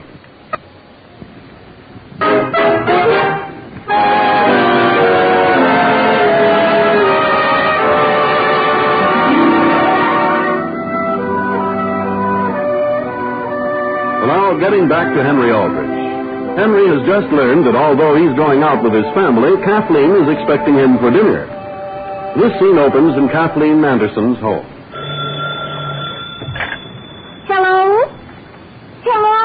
Is that you, Kathleen? Yes, Henry. Did Mary tell you we're having dinner at 7 instead of 6:30? Well, didn't your maid tell you? I'm going out for dinner with my mother. Henry. Do you think you'll understand, Kathleen? Do you have to go with your mother? I'm taking her. I'm her host. Oh. I'll tell you what I might try. Perhaps I could eat with her real fast, see, and then come up to your house. Well, wouldn't that make you late? Well, what's the latest I could get there and still eat?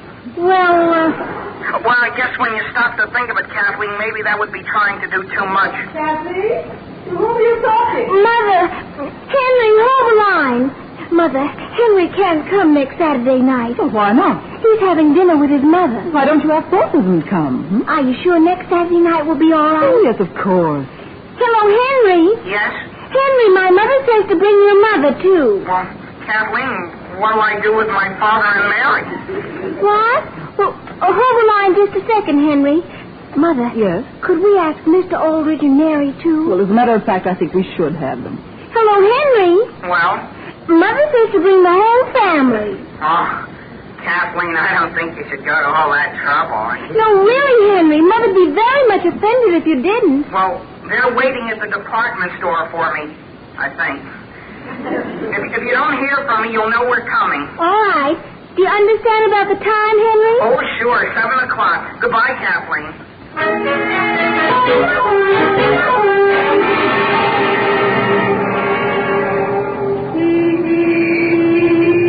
Mother, what time is it? It's exactly 20 minutes past 6. Did that man say how long it would be before Henry got back? No, dear. And where'd Father go? Your father went down the street to get the car. That was 35 minutes ago. Would you like to have me go down and find him? No, dear, we're not going to break this family up again. Well, I'm awfully sorry the store closed before I could get your blouse. That's all right, dear. Just as long as we all finally get back together. See, it's starting to rain. Goodness. Guess it's a good thing we didn't buy any new clothes. Yes, dear, although please remember, I still have on the best I own. Mother, step back into this entrance before you're drowned. Well, at least there's one consolation. Well, I'm glad you can see one. The restaurant we're going to after the movie serves us swell food. Look there, Mary. There's your father. Let's run out and get in the car. Hurry up, Alice. Open the door, Sam. Get in, Mother. Where's Henry? We don't know, Sam. Well, get in anyhow. We can't go off and leave him. Mother, you're getting all wet. Sam, why did you suggest something? Certainly can't park here, Alice. Mother, why don't you and Father go ahead and I'll stay here? No, Mary, you get in and I'll stay. Both of you get in. Father, can't you pull up closer to the curb and let that trolley go by? This is a narrow street, Mary. The only way that trolley can get around me is to go up on the sidewalk. I'll get in. Come on, Mary. Close the door. Yes, Sam. Oh, only what do we do now? We've got to get out of here. Hey! Get moving there! Something the matter with the car, Sam? Oh, not at all. What is the trouble? Mary, must you just sit there and ask questions? Cherry-filled chocolate, sister, for Mother's Day? No, I do not want any cherry-filled chocolate. Okay. You better hurry up, Father. Is that us, Sam? It is. Thank heavens we're moving. Father! Sam, stop! Now what's the matter? Dear Henry! Where? Under that newspaper. What? Father! Wait for me! Stop, Sam! I can't stop here. Come on, Father! Come on, everybody! So here's a place I can pull in. Henry! Wait for me. Wait until I tell you the good news. There's no time for good news. Get in the car. Could you move over, Mary? Henry, why didn't you leave that wet newspaper outside? Oh, gee whiz. Wait until I tell you the news. Henry, Aldrich, you're simply soaked to the skin. Mother, this is going to be a swell Mother's Day yet. We've all got an invitation to go to Kathleen's for dinner. Really, Henry? Sure. Henry Aldrich, we couldn't have. But, Mother, I just got through talking with Kathleen. Henry, you're dripping water all over me. Well, I can't help where it runs, Mary. The only thing I can do is sit still and let it go where it wants. How about it, Mother? Henry, they couldn't have asked us for tonight. Mother, Kathleen stood there by the phone and begged us to come tonight. What do you think, Sam? Don't leave it up to him, Mother. This is your party. Up to now, you haven't had a good time at all. But this way, you can have a wonderful evening. What are you going to do with all the money you save, Henry? I'm not going to save a cent, Mary. I've got it all figured out. I'm getting Mother a dress with my money. Well, Sam, pull up someplace and I'll telephone and make sure. Mother, if you phone her, you'll only be wasting your nickel. Well, are we or aren't we going? What do you think, Sam? It's up to you, Alice. Mother, they always have awfully good food at the Andersons. Of course they do, dear. I love to go there. And there you are. Well, make up your mind, Alice. Sam, I don't Look, Mother. How many Mother's Days are there in a year? One. Move on there. Yes, officer, we're just making up our minds. Well, I'd like to tell Are you or aren't you going? I guess, officer, we are. Hooray, Father, we're going to the Andersons. And boy, am I hungry. You're not any hungrier than I am.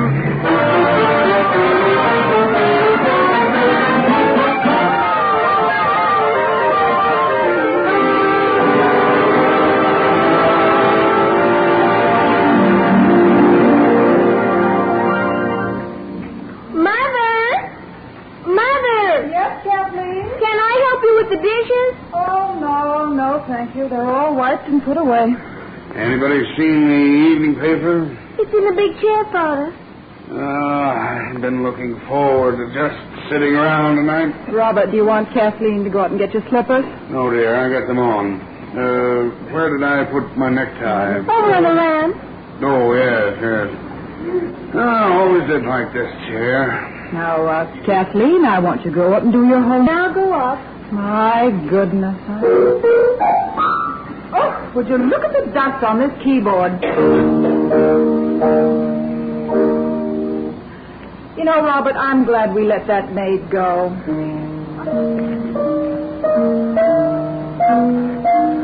Robert. Well? Look, dear, when the Aldriches come next Saturday, let's have everything just as nice as we know how. Yep. Do it up brown. Oh, if Isn't it nice to have one evening at home? I see the Dodgers won today. Did I hear the doorbell ring? Now, who in the world do you suppose that is? Well, it's probably Daniel. Well, I'm not going to answer the door. Well, I'm going to run upstairs. Now, listen, Dorothy. Daniel isn't going to notice those curlers. Oh, all right. I'll go to the door. Well, why don't you stop him? Well, now, where's my other slipper? It's way there underneath your chair. Oh, come in. The door's unlocked. Let him in and find your slipper later. Oh, look at the ashes all over my dress here. Hello there, Mr. Anderson. Well, hello. Hello, Bob. Hello. Is this a terrible way for us to drop in? No, not at all. Who is it? The Aldriches. Oh. Well, why don't you ask them to come in? They are in. Hello there, Dorothy. Oh, well, Alice, Sam, everyone. How do you do, Mrs. Anderson? Well, you might as well put your things down and let's all go into the living room. Living room? My goodness, Alice, I was just going upstairs to take these curlers off. Dorothy, you look lovely. Well, here we are. Aren't you glad now, Mother, we didn't go to the movies? Yes, indeed. Sit down, everyone. No mind if I do. Yes. Well, how's business, Sam? Oh, pretty good. How's yours? Fair. Well, may I ask... I'm sorry. Did I interrupt you, Sam? No. I interrupted you. Oh, no, you didn't. What were you going to say? Well, the fact is, I don't remember what I was going to say. Well, I was going to ask Alice what movie she was going to see. Starved for Love. Oh, my dear, they tell me that's the most beautiful picture. Is that right? Yes.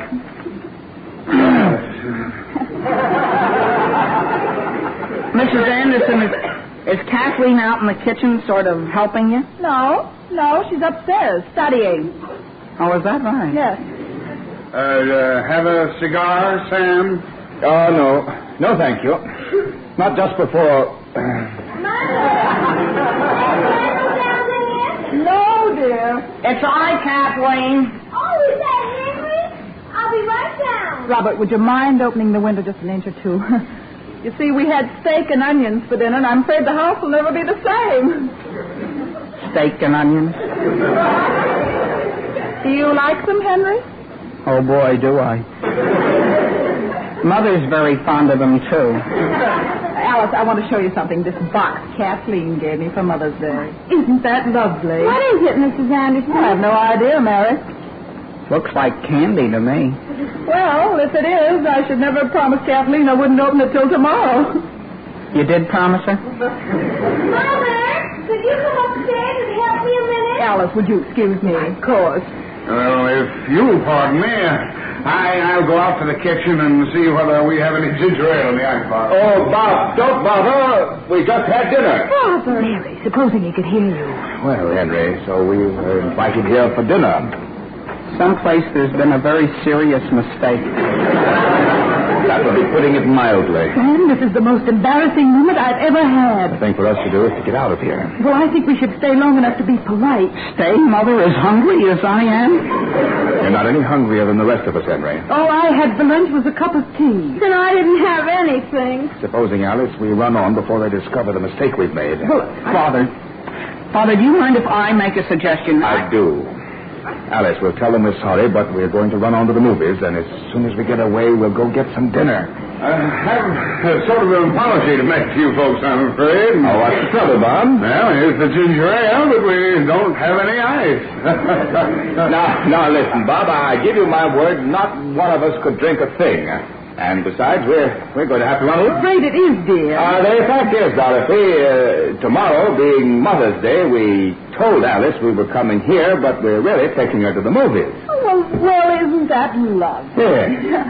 Bob, why don't you and I get on our things and go along with them, huh? Good idea. And we'll make it an evening together. But Mrs. Anderson, let me explain something. Henry? But, Mother... Henry!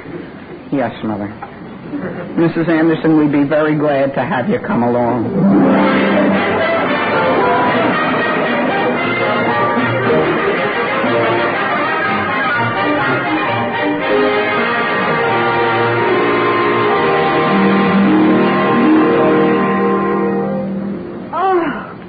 Wasn't that the best picture, Alice, you ever saw in all your life? Yes, Dorothy, and it's been the best Mother's Day party I ever had in my life. Would you like another hamburger, Mother? No, thank you. 3 is all I could possibly eat. Father? Yes, Henry. Just 2 more. My Henry, this was the smartest idea of yours that we drop into this little hamburger stand. Thank you, Mrs. Anderson. I haven't been in one of these places in years. I love them. Sam and I used to drop in all the time. Oh, mister, may I have the check, please? Oh, now, Henry, I'll pay the check. The movies were on you. But, Mr. Anderson, this whole evening has been on me. Yes, Henry, it certainly has.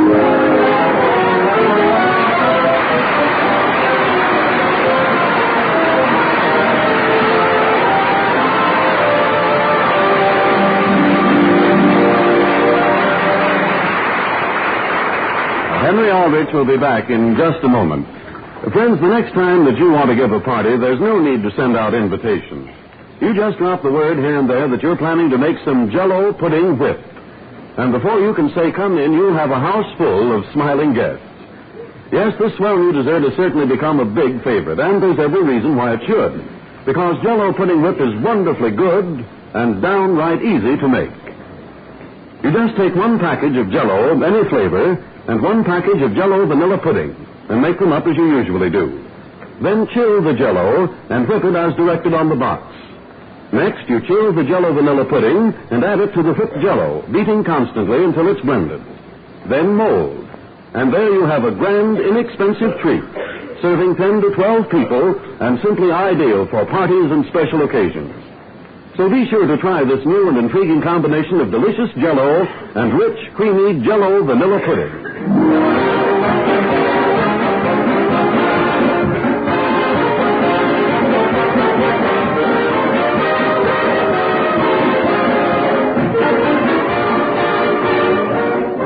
Ladies and gentlemen, this week is National Restaurant Week. Now, why not take the occasion to dine out at your favorite restaurant? And climax that dinner pleasantly by choosing the most popular dessert on the menu, Jell-O pudding.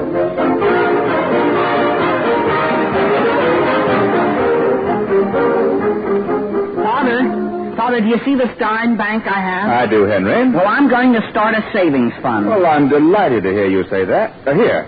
It is your first dime to put in it. Thank you. You know what I'm going to save toward? What? A party on Father's Day. May I have that dime back, please?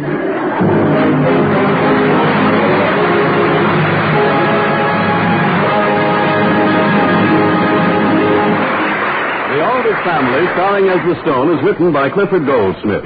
Original music is composed and conducted by Jack Miller. This is Harry Von Zell speaking, and wishing you good night for the puddings that are tops in taste.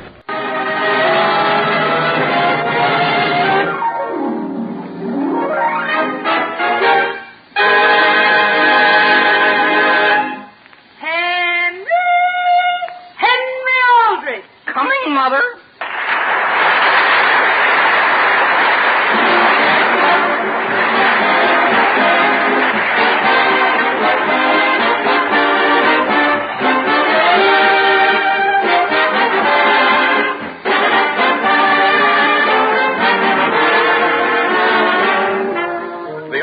Family, written by Clifford Goldsmith and starring Ezra Stone as Henry Aldrich. Brought to you by the puddings that are tops in taste. Jell-O pudding.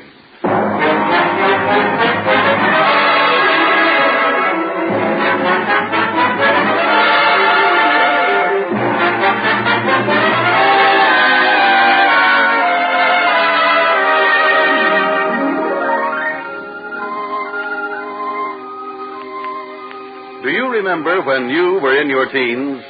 Well, when you listen to Henry Aldrich and his pals, we think you'll sort of be able to detect a little of yourself. For Henry Aldrich is a typical American boy from a typical American family. Just listen and see if I'm not right. It's noon in Centerville, and as the scene opens, Henry and his pal Dizzy Stevens are just coming down the stone steps of Central High School on their way to lunch. Well, Dizzy, what I want to know is where it could have gone. Listen, a lunchbox isn't something a person just overlooks. Well, you certainly overlooked yours. Oh, no, I didn't. Somebody took mine. And boy, I didn't eat any breakfast this morning. Can't you buy anything? How am I going to buy anything? The only thing I've got in my pockets is this knife. Gee whiz, Henry. You wouldn't like to sell that knife, would you? Oh, no. It's got 2 blades, a corkscrew, and a combined can opener and nail file. I'll give you 20 cents for it. No. I'll give you 30 cents. No. Say, Dizzy, I think I know who took my lunch. Yeah, who? Irwin Cooper, and he's right over there. Hey, Irwin. I'll wait here. What do you have, Henry, my boy? Irwin, I don't like to insinuate anything, but you haven't by any chance seen my lunch, have you? What are you trying to do? Kid me? Don't you have the locker next to mine? What if I have? Well, I remember distinctly when I put my lunchbox in my locker this morning, you were standing right by it. Go on. Now, wait, Irwin. Don't try to walk away. Irwin. Hey, Irwin! Hey, Henry. What do you think just happened to me? What? Do you remember Violet Hawkins? Who's she? The girl I always wanted a date with and never dared dream she'd even look at me? I don't know her. Sure you know her. She's the one that slapped me in the face the time I tied her to the desk. Did she just slap you again? No. Wait till I tell you. She just asked me to be a partner at the class picnic. She did? Sure. Who are you going with? Oh, I haven't asked anyone yet. You're not supposed to. You have to wait until a girl asks you. I do? Sure. Hasn't anyone asked you yet? Well, I've been too busy for anyone to ask me. How could they even find me when I've been here, there, and everywhere looking for something? I found you. Dizzy, do you happen to know the name of that girl in our class with blonde hair? With blonde hair? Yeah. That's the way half of them are. No, she's the one that when she speaks, it's in sort of a low voice. Oh! You know who I mean? No. Well, I'll tell you, Dizzy. She wears high-heeled shoes, and Irwin Cooper is crazy about her. Oh, I think I know the one you mean.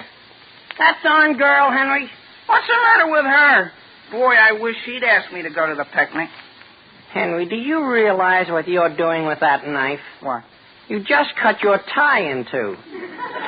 Gee whiz, and that was one of my best. Henry, you ought to sell that knife before you do some real serious damage. No. I'll give you 50 cents for it. Yeah? Yeah, with 50 cents you can buy out the school cafeteria.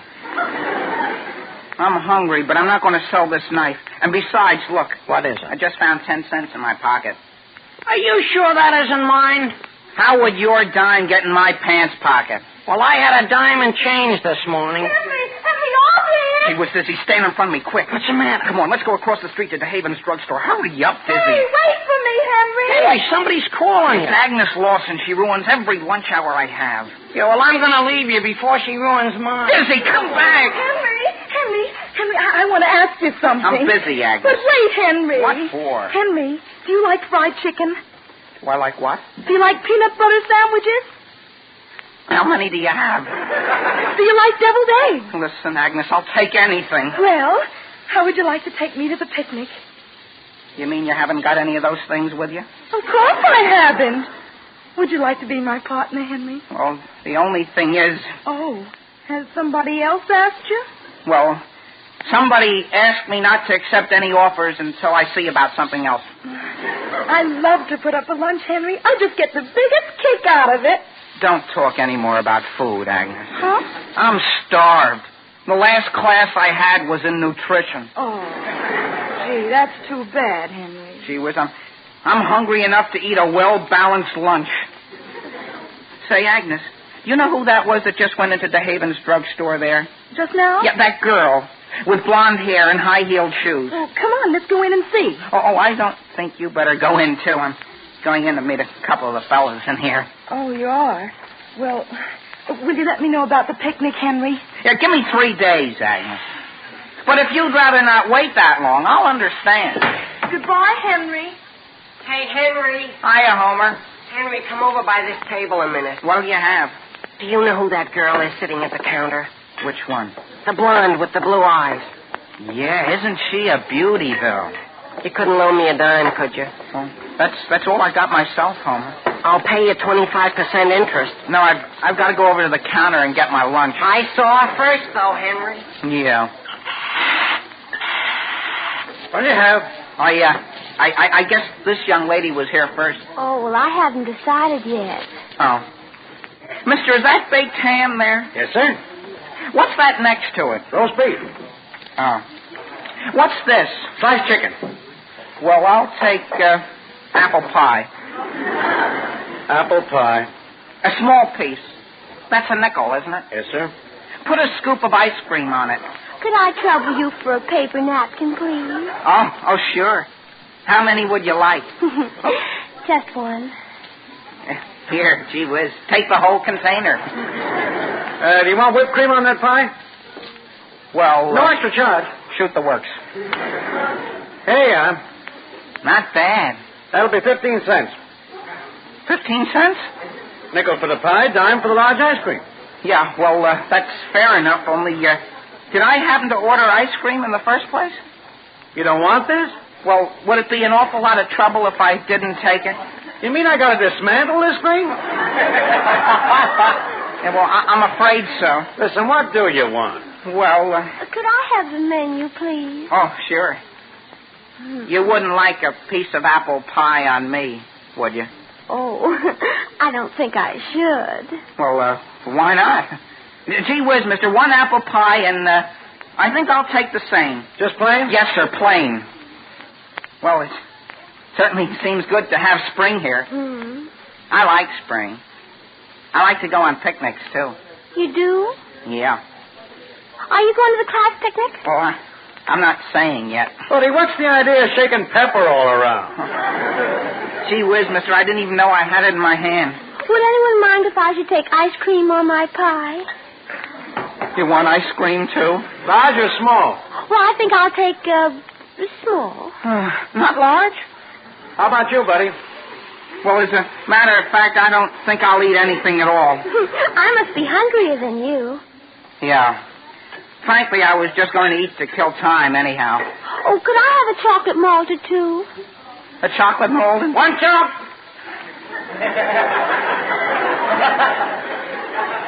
Yes, sir. One chocolate malt. What is your name? My name's Henry Aldrich. My name's Geraldine Love. It is? Gee whiz. Geraldine Love. Who takes the check? Oh, I'll pay for it. I wonder if... Who are you looking for? I just thought there might be someone in here I know. Who? I wonder whether there could be anyone outside looking for me. Would you mind excusing me for just a second while I step out? How about this check? I'll be right back. Dizzy? Hey, Dizzy. What do you have? Come here. I'm in a terrible position. What happened? Hurry up. Here's my knife. Give me that 50 cents. I haven't got 50 cents anymore. No? No, I've been getting something to eat. Haven't you anything? Just 30 cents. Well, gee whiz, that'll make 40 cents. Give it to me. Here's the knife. Oh, did you decide to eat after all? Only in a way I did. Well, here, gee, thanks. So, yeah, I've got to go back in. Was anyone out in front? Was there? And was it a good thing I saw him? That'll be 20, 30, 40 cents. Huh? Is that all? Aren't you going to eat anything? Gee, if you could have seen the lunch I brought from home. Oh, you've already eaten? I stuffed myself. Hey, Henry. What do you have, Dizzy? Your mother's out here. My mother? Henry, dear, I've been looking all over for you. Is somebody sick, Mother? No, dear, you left your lunchbox at home in the living room. Mother. Well, dear, you can't go all day without anything to eat. But, Mother, I've had more than enough. I left that box home on purpose. Hi, Geraldine. Is that you in there? Oh, hello, Erwin. And where did you come from, Erwin? Oh, I see you found your box, Henry. Now maybe you can eat something. Henry. Mother, do you mind if I change the subject for just a minute? I want you to meet Geraldine Love. Hello. Come on, Erwin. Let's go over to school. Okay. It was nice to have met you, Henry. Gee whiz, she's gone.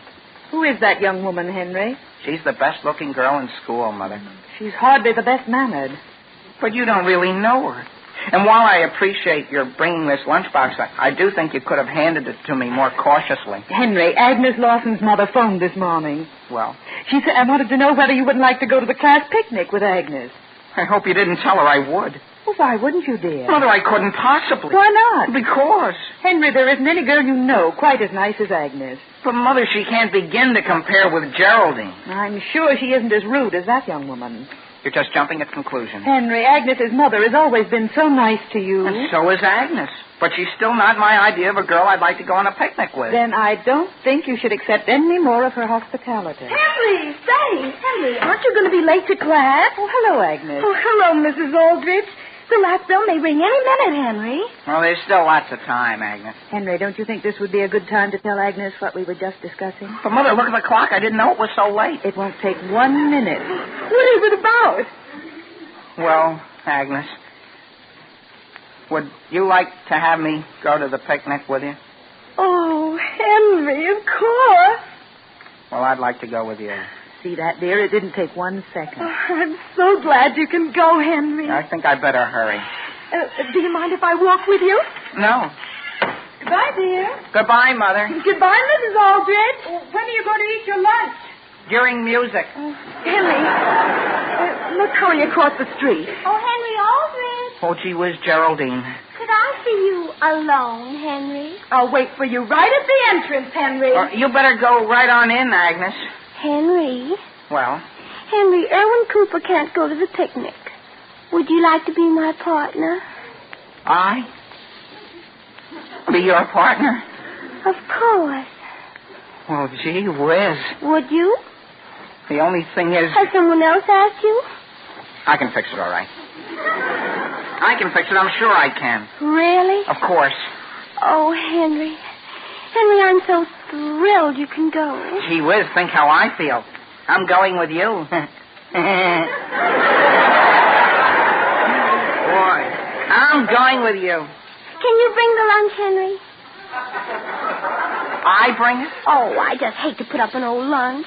Sure, I'd be very glad to. Oh, my goodness, we better hurry. Henry! Hey, Henry, I've got a message for you. Come here. What is it, Dizzy? Come here. Could you excuse me, Geraldine? You won't forget, Henry. Forget? How could I? Listen, Henry, let me tell you, boy, you're going to pass right out. Why? I fixed it up for you. You fixed what up for me? To go to the picnic. With who? The girl you said you wanted to meet. But I just met her. Oh, no, Henry, that isn't the girl you wanted to meet. I just talked to the one you want. She's crazy to have you go. But, Dizzy, I've already got a date with this one. It's too late to tell the one I've talked to you can't go, Henry. She busted a date purposely. Boy, aren't I your pal? I'll say you're my pal. That makes 3 girls and 1 picnic.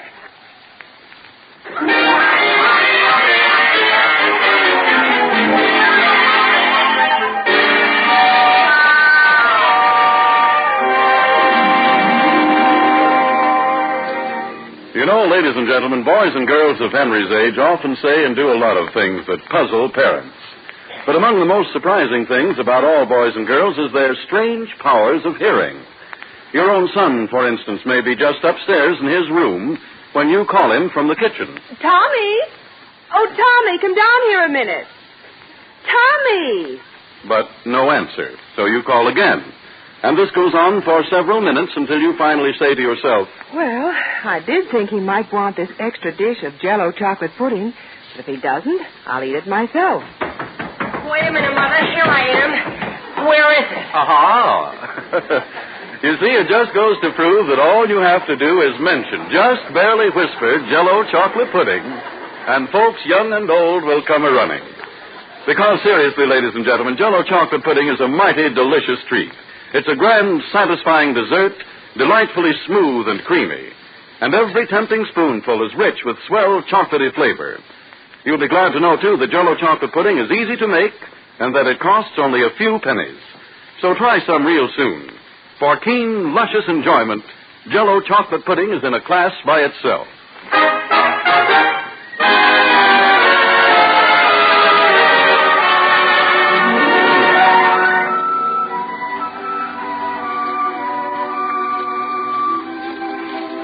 Now, getting back to Henry Aldrich. When we left him, Henry, through no fault of his own, was dated with 3 girls for the class picnic. Now the scene opens on the morning of the picnic. Henry, wearing an apron, is working in the Aldrich kitchen. Mother, is this all the wax paper we have? Well, Henry, you've already used 2 rolls. But I'm making the sandwiches big. May I ask how big Geraldine's mouth is? Look, Mother. Look at this swell bottle of stuffed olives. Where did you get enough money to buy those? I sold a picture that was up on my wall. Mother, I wonder why Geraldine doesn't like to put up a lunch. What did Agnes say when you told her you couldn't go with her? Very little. Well, Henry, I still don't like it. But don't you think it was all right for me to tell the girl Dizzy fixed up for me that I couldn't go? That was entirely different. Oh. Henry, what's become of the portable phonograph that was up in my room? Mary, I meant to speak to you about that. Do you need it today? What's more, I'd like to know what became of that pillow that was up in my room. Well, which one? The Princeton one. Couldn't I borrow that if I'll take very good care of it? I'm going to rent a canoe, Mary. Why can't you take my Harvard pillow, Henry? Gee whiz, as though I could ask any girl to sit on Harvard. Why not, Henry? Well, in the first place, it's coming out at the seams. So Agnes will notice that. Agnes? I'm not going with Agnes. I thought you were. Mary, didn't you tell Agnes? Tell her what? Mary, the message I gave you. When? When you were going over to her house yesterday, I called downstairs to you. I didn't hear you. But you must have. I said, Mary, will you please tell Agnes I can't take her to the picnic because I have a very urgent engagement. Well, I certainly didn't understand you, Henry. Well, gee whiz, if that doesn't leave Agnes in an embarrassing position. Why Agnes? Why Agnes? She'll have to eat her lunch alone. Oh, no, she won't, dear. But, Mother, I couldn't take her. You certainly will, dear. But what will Geraldine think? You've known Agnes a great deal longer than you have Geraldine. But, Mother, haven't you caught on? I'm not fond of Agnes. If I take her, I'll be embarrassed the whole afternoon. Mary, could you let me speak to Henry alone, please? Yes, Mother. But I fully disapprove of the whole thing. That's because neither one of you is a boy. And what's more, you've never had to take out Agnes. Henry, I realize Geraldine must be a very pretty girl. Well, she's beautiful, Mother. Well, let's grant she's the most beautiful girl that ever lived. But don't you see how Agnes is going to feel? And her mother's always been so nice to you. Oh, don't misunderstand me, Mother. I'm very fond of Agnes's mother. In fact, if it were a choice, I'd rather take her. I'm sorry, dear. I'm not going to say anything more. I see. Does that mean yes or no, Mother? I've said all I'm going to. Henry, Dizzy's at the front door. Hey, Henry! I'm coming, Diz. Henry, I'm in an emergency. What's the matter? Do you want to buy this knife? I'll let you have it for 50 cents. It isn't worth 50. You try to sell it to me for 50. And if you don't buy it, I won't have any lunch at the picnic. Why not? My girl can't go. She can't, Dizzy? No. It would be your... Listen, Dizzy. If I'll fix you up with one of the swellest girls you ever met in your life, will you give me that knife? Are you kidding me? Do you like fried chicken? Oh. And peanut butter sandwiches? Oh. And deviled eggs? Oh, sure I do. Give me the knife, Dizzy. Here, who is it? Come here while I telephone. Boy, are you in luck. Hello, operator. Gee whiz, what's she like? She's a dream. Yeah? And she's got the swellest mother. Oh. Operator, I want Walnut 373. Walnut 3... Now, wait a minute, Henry. Isn't that Agnes's number? Dizzy, her mother can cook. I know, Henry, but I'm not interested. She's got a lunch basket that's really a laundry hamper. She has? Mm-hmm.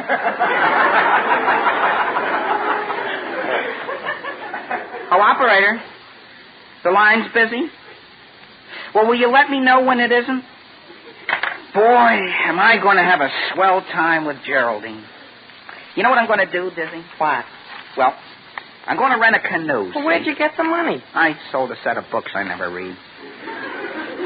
And hey, look at this phonograph. Gee whiz, what did you sell to get that? Oh, nothing. Want to listen to something swell?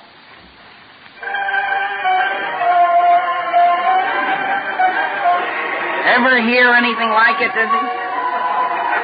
I got a pillow from Princeton, too.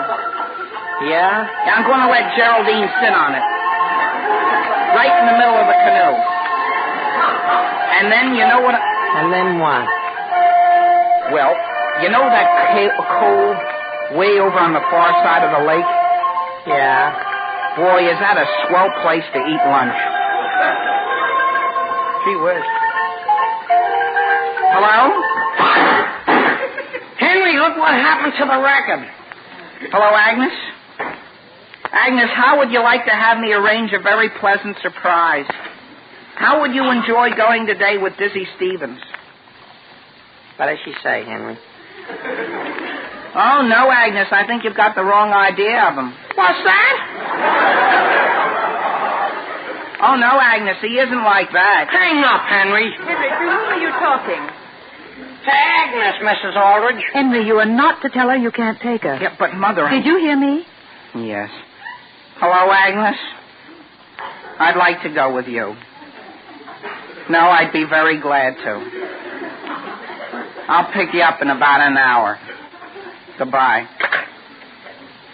Henry, could I have my knife? Gee whiz. Am I going to have a swell time? Agnes and Geraldine both at once.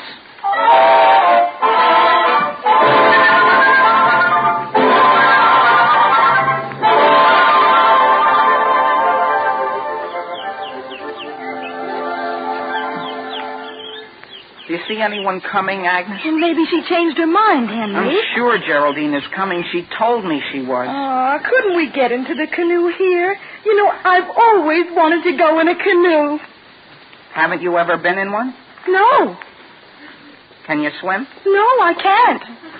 Is that right? Oh, gee, look who's coming down the path. Who is it? Geraldine. I'll be back in a second, Agnes. Oh, gosh, Henry, why don't you wait here on the dock? Well, I've got to help her carry her sweater. Hello, Henry. Well, so you came, huh? Let me carry your sweater for you.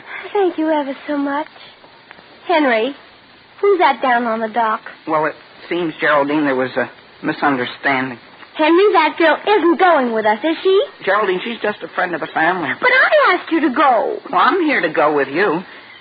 She's really going just for my mother. Hi, Geraldine. Now, look. Oh, Erwin Cooper, I thought you couldn't come. I'm here, though. How are you, Henry? Glad to see you, my boy. I'm glad to see you. Oh, we're both glad to see you. Henry! Who's that calling you, Henry? It's just a girl. Yes, Agnes. Help me! What's the matter? Oh, Henry, look. She's got one foot on the dock and one foot in the canoe. And she's holding your lunch basket right over the water. Hey, Agnes! Pull your legs together!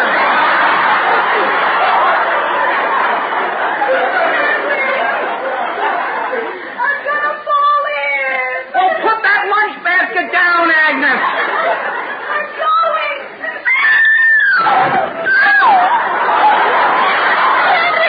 Henry, look, she fell in. Yeah, I know it. I'll pull her out. It's only 3 feet deep. Grab the canoe, Agnes. Stand up. Get your head out of the water. Henry, I'm drowning. Agnes, don't be childish. Just get off your knees. And then what? Then wade in. I'm coming, Henry. Open your eyes. You're wading the wrong way. Here, give me your hand, Agnes. All right. Here. Come on now. Up. Oh, there. Don't drip in the lunch basket. I won't, Henry. I'll just squeeze my dress out a little here and there.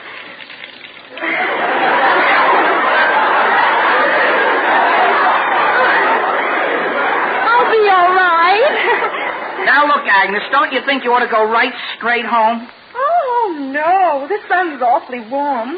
We can get in the canoe, and it'll be dry by the time we get to the other side of the lake. Where's Geraldine? Oh, there she is. Look, out on the lake with Erwin. Gee whiz. They're in a canoe. And they took my lunch basket. Come on, Henry. Get in this canoe with me, huh? Sure. I'll get in. Isn't it lucky you have this crimson pillow for me to sit on? Yeah. Say, did you know your hair has all come down? Oh, I let it down on purpose. Henry, do you mind if I play this phonograph while I lean back in the sun? Well, if you have to.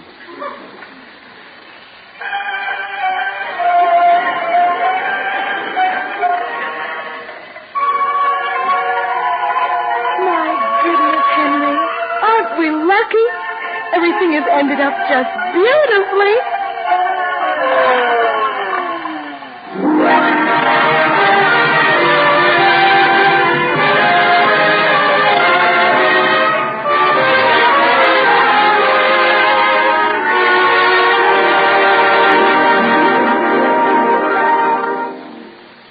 ladies and gentlemen, when folks get to talking about favorite desserts, there's one they never fail to mention, and that's butterscotch pie. Yes, sir, butterscotch pie is a mighty swell treat. And it's marvelously easy and inexpensive to make, too, when you make it with Jell-O butterscotch pudding. Because when you use Jell-O butterscotch pudding for the filling, you do away with all guessing. You save time and effort. And you make certain that every single pie will be a grand success. Furthermore, this rich taffy-colored pudding gives you a pie filling that's as creamy and satin smooth as can be. And you'll be delighted with its golden butterscotch flavor, its zestful, satisfying goodness. So follow the lead of so many smart, modern housewives. Tomorrow night, treat the family to a luscious butterscotch pie made the easy way with Jell-O butterscotch pudding. Ask your grocer for several packages of this tasty dessert, but be sure to say Jell-O butterscotch pudding, because only Jell-O butterscotch pudding can give you such rich, mellow enjoyment.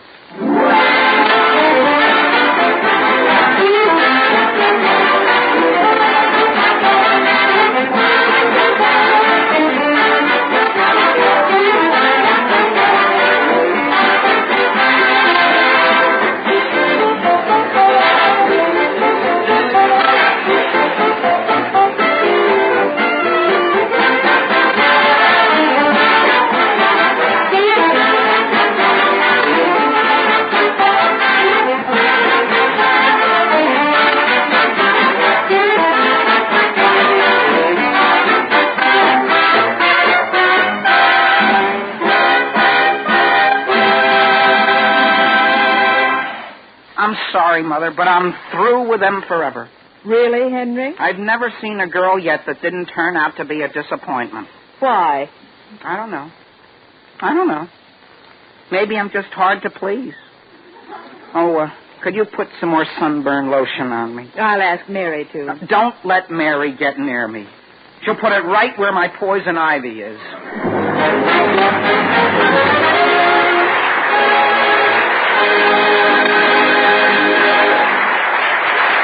The Aldrich Family, starring as the Stone, is written by Clifford Goldsmith. Original music composed and conducted by Jack Miller. This is Harry Bonsall speaking and wishing you good night for the puddings that are tops in taste. Jell-O pudding.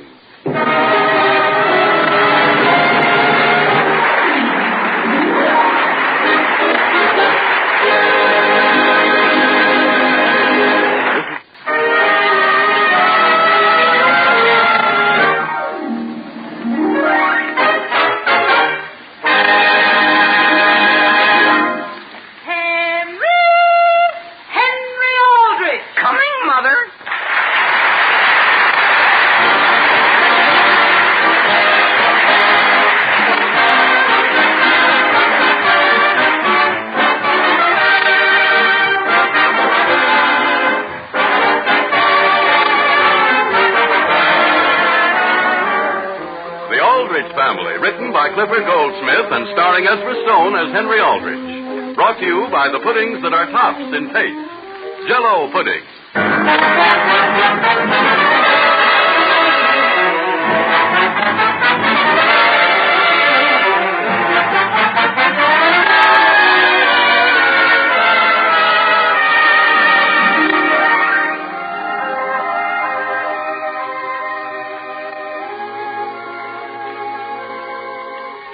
Do you remember when you were in your teens?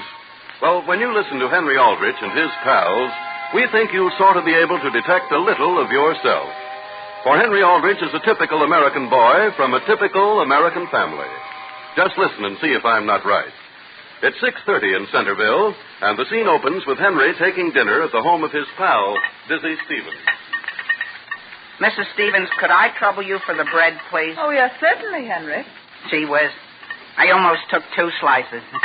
Well, wouldn't you like to take 2? No, thank you. I never take more than 1 at a time. Why only 1, Henry? My mother has asked me not to, Dizzy. Basil, Yes, Father. supposing you put back 3 of the 4 slices you took Yes, sir. and eat your broccoli. Father, I don't like broccoli. You aren't supposed to like it. Just eat it. The only way I can make broccoli go down is with bread. Mrs. Stevens, I'm very sorry to interrupt you, but could I have a second helping of broccoli, please? Yes, of course. Now, that's the way I like to see a young man eat. Thank you, Mrs. Stevens. I just wish Basil had such nice table manners. I do, Mother, when I'm visiting. Oh, yes. But when I'm home, I like to relax. And the only reason Henry is eating broccoli is so he can take Geraldine to the dance Saturday night. Won't Geraldine go to the dance with him unless he eats broccoli? She won't be able to. I see. That, Mr. Stevens, is why I have to have the typewriter. The what? The typewriter. But I'm not worried. I'm almost positive I can get it.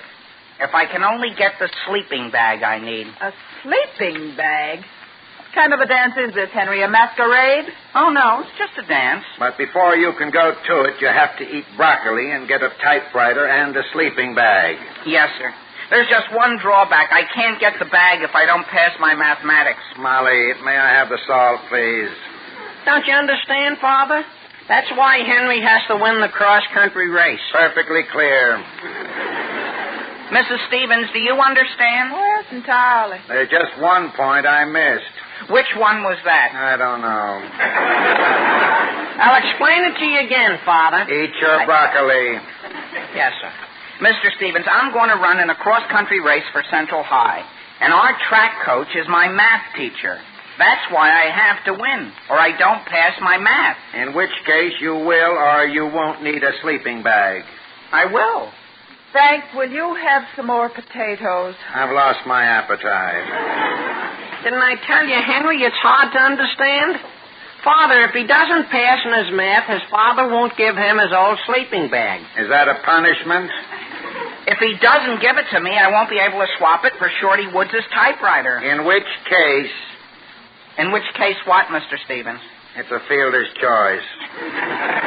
Oh, see, the dance committee needs a typewriter, and if I get them one, they'll give me 4 tickets free. Oh, well, I'm glad to hear that straightened out. Yeah, and that's the only reason why Henry is eating his broccoli. My whole future depends on winning that race. That would be putting it mildly. Could I have some more, please? Are you sure you're not eating too much, dear? Don't discourage him, Mother. I have just as much a stake on his winning as he has. Hey, Molly, don't ask Basil why. Well, it's just because... We don't want to know. But I Basil? Yes, Mother. Would you like to have me tell you, Mrs. Stevens? No, dear. Well, then, could I have a little more of everything, please?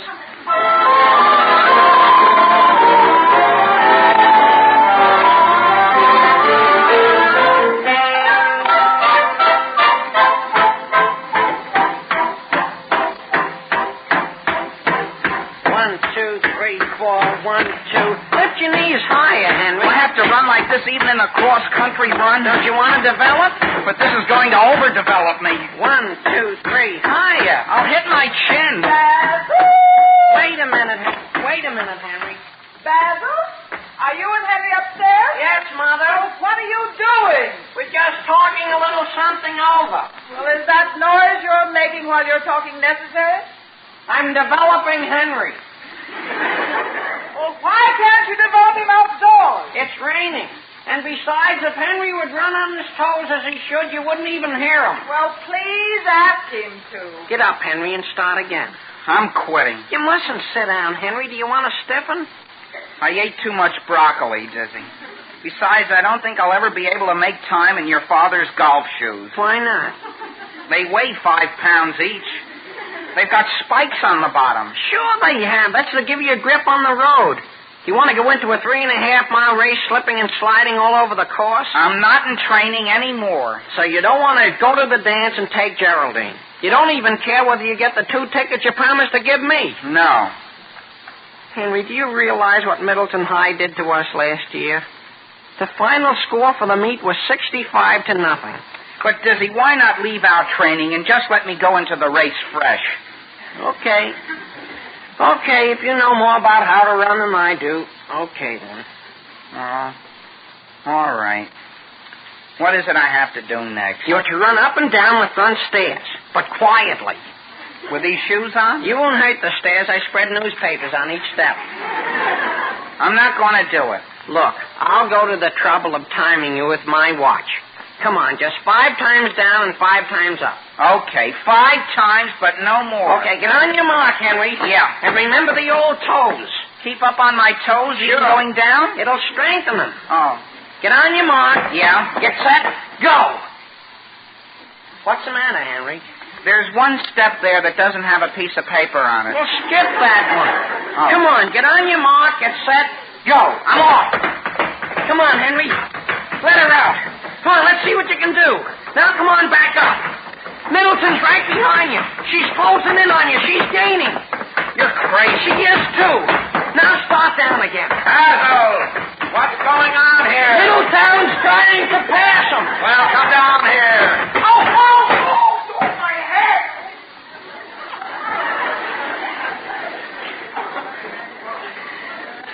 What is this? Henry, now look what you've done to the stairs.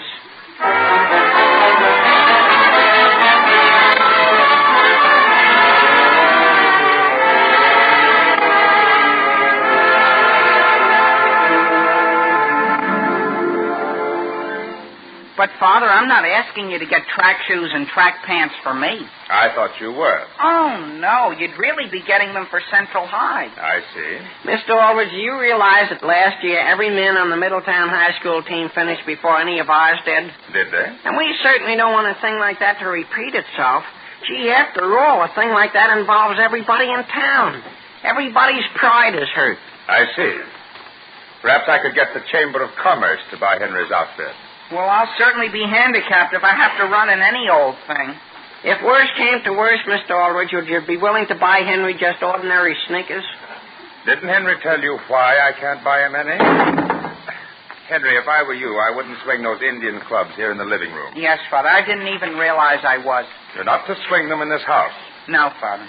Henry, which way has your father decided regarding the other question? I've decided he may have neither shoes nor a suit. And I'm quite sure Henry understands why. Did you disobey your father, Henry? You were playing catch right out in front of the house, weren't you, son? Yes, sir. And I told you that if you didn't go some other place, you'd have an accident, didn't I? Yes, sir. Well, then. What happened, Henry? The ball went through this living room window. Yes. And Father was sitting right beside it. Oh. Father, I know I should be punished, but think of how I'll feel when I have to tell them at school. Henry, let's not mention the subject again. Gee whiz, what's all that noise? How should I know? Well, it's something. Sounds to me like a blast. I know. Look out the window. They're having a rally for the track meet tomorrow. Come on, let's go out. You go, Dizzy. I'm going to stay here. There goes Coach Hamilton. You think I want him to see me? Which is more important, son? Winning that race tomorrow or building some character in the years to come? I suppose building some character. Mr. Aldrich, if it would help any, I've got 35 cents I'd be willing to put towards a pair of shoes. It's not a question of money. Oh, Henry, why aren't you and Dizzy out with the crowd? Why should I, Mother? Father doesn't care whether I win or not. Henry, that isn't exactly fair. Is this still about track shoes? Yes, Mother. What do you think about it? I agree entirely with your father. You do, Mother? I'm sorry. Come on, Dizzy, let's go upstairs. Well, I guess the only thing to do, Henry, is train all the harder. I've trained to the breaking point as it is. Sam. Well, Alice? Couldn't we let Henry get what he needs? After we've told him he can't? But, Sam, you've always wanted Henry to go in for athletics. Well, he may still go in, but he must also learn to obey. But he always does obey. Oh, every boy his age forgets now and then, dear. Very well, supposing we let him get some shoes and pants. How are we going to save face? We can make out they came from Aunt Harriet or someone. Well, I'm not so sure, Alice, we should do it. Name one time Henry has recently deliberately disobeyed you. When he threw that ball through the window. No, I mean one other time. What's that? Why, it's an Indian club coming downstairs. Yes. Henry Aldrich. Oh, I didn't realize it was going to slip, Father. Didn't I ask you only 5 minutes ago not to swing those clubs in this house? Oh. Did that include the second floor? Is the second floor in this house? Yes, sir. Is there any reason you can't train out on the porch? No, sir. What's the trouble, Henry? Come on down, Dizzy. Okay. Does your father want to speak to me, too? Come on out onto the porch, Dizzy. Sam, may I speak with you in the living room? Oh, certainly, dear. Mrs. Aldrich, were you speaking to me? No, Dizzy, I was saying something to Mr. Aldrich. Oh. Excuse me. Hey, Henry, wait, I'll go out with you. We can practice out here on the porch. Hey, did you hear what I heard? What? Your mother said something to your father that makes me think she's going to bring him around to your side. She did? Yeah, I think she's going to work on him.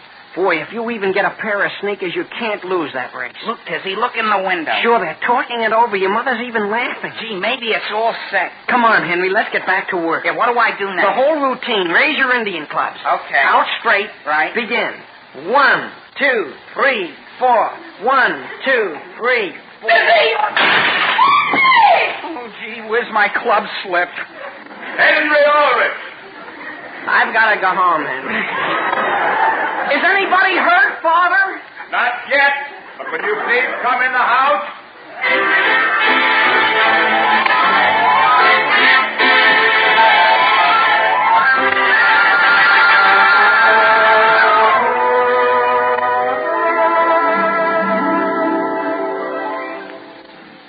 Well, friends, it's just about time for Henry's High School and other high schools and colleges to hold their mid-year graduating exercises and award prizes for various scholastic attainments. And speaking of honors being presented, that reminds us of another honor being awarded every day in thousands of homes all over the country. It's an honor that might be presented in the following words. Ladies and gentlemen, for rich, mellow flavor, for smooth, creamy goodness, and for all-around satisfaction, we proudly present the award not of cum laude, magna cum laude, but summa cum laude to Jell-O chocolate pudding, and we designate it most likely to succeed. Yes, folks, Jell-O chocolate pudding certainly does carry off top honors when it comes to real, downright goodness. It's a swell, luscious pudding, velvety smooth through and through, just the way a perfect pudding should be. And Jell-O chocolate pudding is simply unexcelled for rich, chocolatey flavor, a chocolate flavor developed especially for Jell-O pudding by the famous Walter Baker Company. So try this mellow treat real soon, won't you? You'll find that in your family, too, the dessert most likely to succeed is Jell-O chocolate pudding.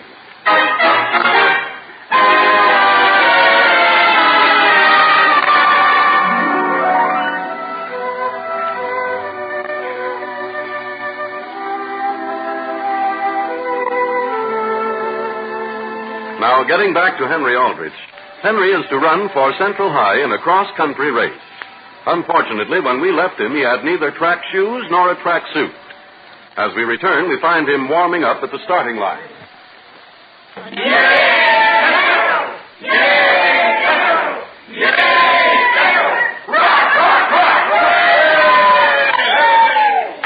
How are the shoes, Henry? Well, Now, let's see you running them. Well, I'm glad your father let me borrow these golf shoes. I thought you said they were too big for you. I've got 3 pairs of socks on. That's using your old head. How do you feel, boy? Guess I never felt better in my life. Oh, that's swell.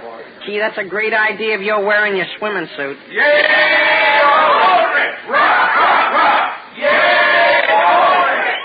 Dizzy, that was for me. Gee, the whole school's in back of you. It's up to you, Henry. Don't worry about me. Boy, did you hear Gwendolyn yell out like that? Did you see that Middleton team over there? If I can't pass them, I'm going to give up running. The main thing is, do you understand where the course goes? Sure. Yeah, well, where does it go? We start right here at Scott's Corners and follow the main highway into Centerville till we come to the Big Four. Yeah, well, do you turn to the left or to the right? To the left. Anyone knows that. That's the shortest way into town. Okay, but remember, you don't go to the right. And listen, Henry, if you can, start right with the gun. Remember, this is a 3.5-mile race. If you can get a quick start, you're in. I thought you didn't want me to take the lead. Take it until you can jockey for position. After that, hold back, see? Yeah. Save yourself. Oh, sure. And don't try to pass whoever grabs the lead. It's a come-on. They always put a sprinter in there purposely to tie you. Hello, Henry. Gee whiz, Geraldine. I'm going up to the finish line, Henry. Are we going to the dance tonight? Sure, if I win this race and pass in my math, I am. And Geraldine, will you promise to save all your dances for me? Oh, Henry, of course I will. Hey, Aldrich. Who's calling me? Aldrich, come here.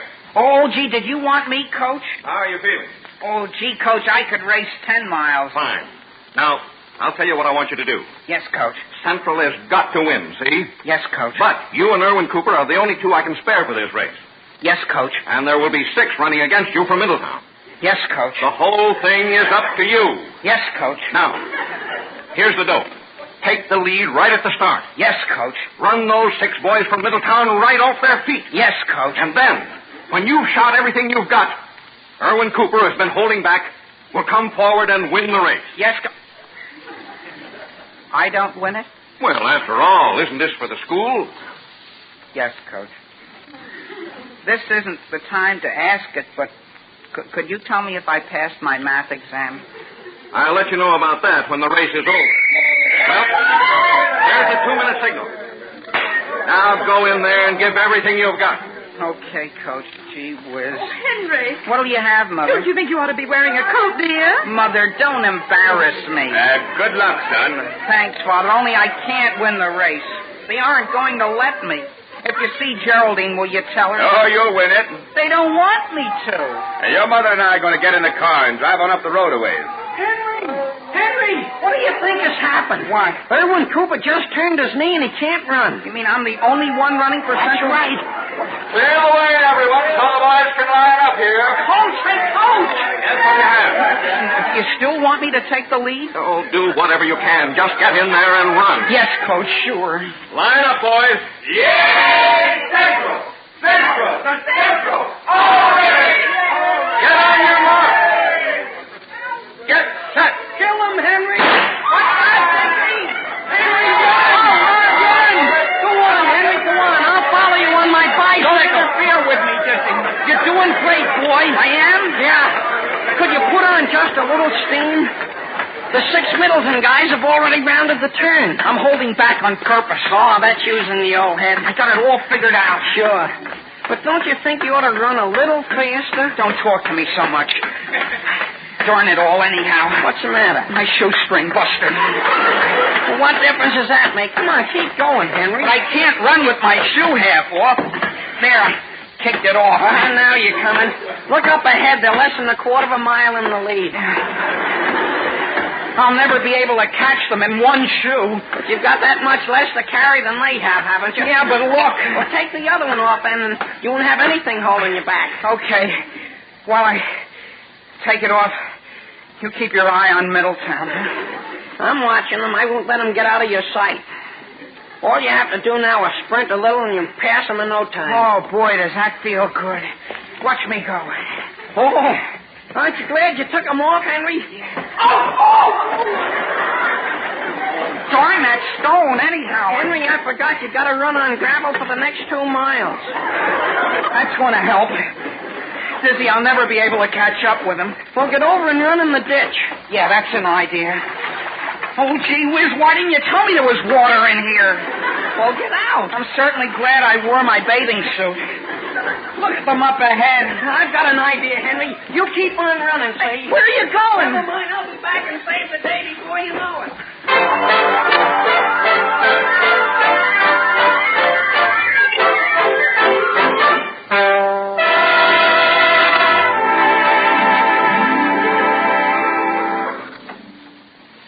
Sam, how many have gone by so far? 6. How many are there in the race? 7. Are you sure Henry wasn't one of the first to pass? I certainly haven't seen anyone go by in a red bathing suit. Probably the coach is having him hold back. Hold back? Uh-huh. Well, what's the sense in that? Strategy, Alice. You save yourself till the finish, and then you put on a burst of speed. Well, isn't that smart of Henry to think of it? Oh, here he comes, Alice. He's coming around the curve. On a bicycle? Oh, no. That's strange. That's Dizzy. Mr. Aldrich! Mr. Aldrich! Oh, Dizzy, has something happened to Henry? He lost his shoes.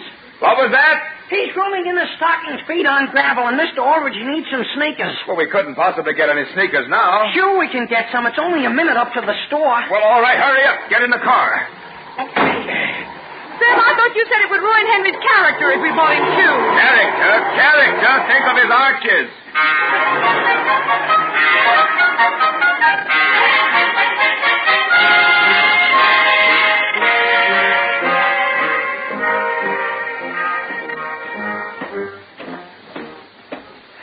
Doesn't that make a difference, Henry? Henry, don't those shoes make a difference? Hey, Henry! I can hear you. But I can't speak. Put on the steam, boy. Yeah. Let me get on your bicycle with you. You're not going to quit, are you? What's the use of my keeping on? The rest of already finished, and the crowd's probably gone home. But, Henry, no matter how tired you may be, you should always finish your race. You've only got another quarter of a mile. I don't care whether I pass my math. I don't even care whether I take Geraldine to the dance. But do you want Central High to go down in history as not finishing this race? Well, I'll finish. But I hope there's nobody there to see me. Henry! Henry, run! Come on, Henry, run! What for? They're behind you. Oh. The Middleton guys. Behind me? They're behind me? Almost a quarter of a mile. How could they be? They must have taken the wrong fork. Run, Henry, run! Gee whiz. Well, I'll do all I can. Come on, Henry. They're gaining. Am I moving at all? Sure. You've only got 200 yards to go. Come on, that's Gwendolyn up ahead, Henry. I can't see her. She's waving to you. I can't see Don't anything. go that way, Henry. Go towards the finish line. Go to the finish line. Keep on the course. How much farther is it? 60 yards. They're coming like wind. Yeah? 4 of them. Here they come, Henry. Give them the works. They're 20 yards behind you. Yeah. Henry, they're 10 yards. Come on, Henry. They're closing in. Henry, they're right behind you. Henry, you've won. You've won.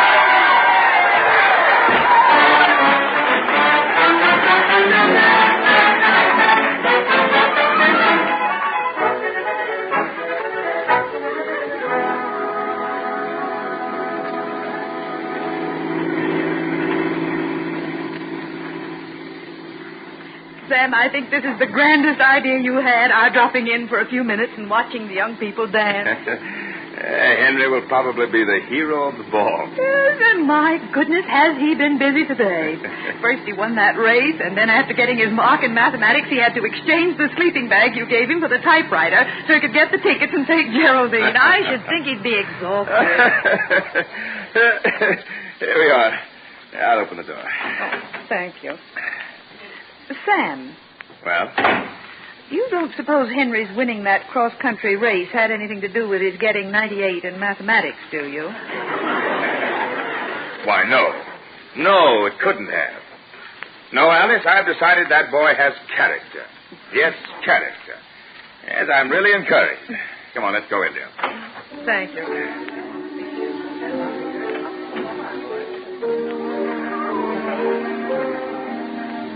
Mr. and Mrs. Aldrich. Oh, yes, Geraldine. Have you any idea where Henry could be? What do you mean, dear? Well, he's disappeared. Nobody can find him. What do you mean he disappeared? Well, he brought me to the dance, and nobody's seen him since. Oh, hasn't he even danced with you? No. I've just been sitting and waiting and waiting. Sam, what do you suppose has happened? Hey, Mr. and Mrs. Aldrich. Dizzy. Dizzy, have you seen Henry? I've been trying to find him. Oh, my goodness. Maybe Middletown's kidnapped him. Why? Boy, they were certainly very indignant when he won that race. I know who might know where he is. Who? The coach. He's down in the basement sneaking a smoke. Come on with me, Geraldine. All right, Dizzy. Will you come back and tell us? Look out for these stairs, Geraldine. Oh, Dizzy, do you think Middletown really has done anything to him? Come on around the landing here. If they've even touched him, we'll get them. Well, gee whiz. What's the matter? Do you see what I see? What? Henry. He's gone to sleep right here on the stairs. He's gone to sleep. Oh, so that's all he cared about bringing me. Hey, Henry. Don't wake him. I'm going upstairs. Hey, Henry. I'm going up and dance with anyone I please. Henry. Well, move over, boy. I'm tired, too.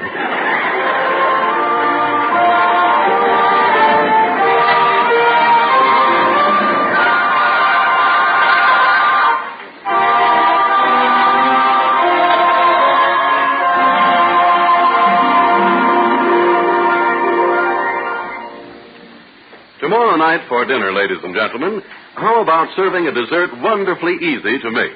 Yes, and believe me, mighty easy to take, too. The dessert I'm thinking about, of course, is Jell-O vanilla pudding. Served as is, or mixed with bananas or any other fruits or nuts you may have handy, Jell-O vanilla pudding is a perfectly grand treat that the whole family will love, and they'll want to enjoy it again and again. It takes only a few brief moments to prepare. It's very simple, and it's quite inexpensive. Yet few desserts, no matter how costly or complicated, can rival Jell-O vanilla pudding for gratifying goodness. It has a flavor that is really swell, a rich, delicate flavor that you'll find supreme for sheer satisfaction. So enjoy some Jell-O vanilla pudding tomorrow. And try those other delicious Jell-O puddings, too. There are Jell-O chocolate pudding and Jell-O butterscotch pudding. You'll be delighted with their mellow, creamy flavor. The flavor that has made Jell-O puddings tops in taste.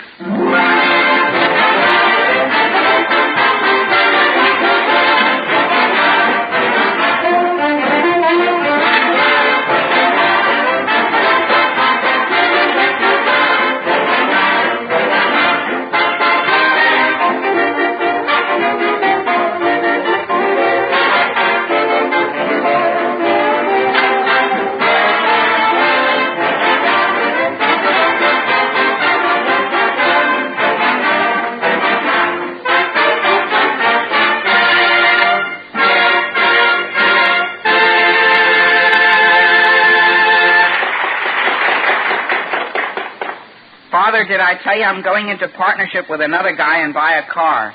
You don't say so. Yeah, here's the ad for it in the paper. It says, take your pick for $50. Isn't that an ad for building lots? No, Father, look. It says, big sale. These cars won't last much longer.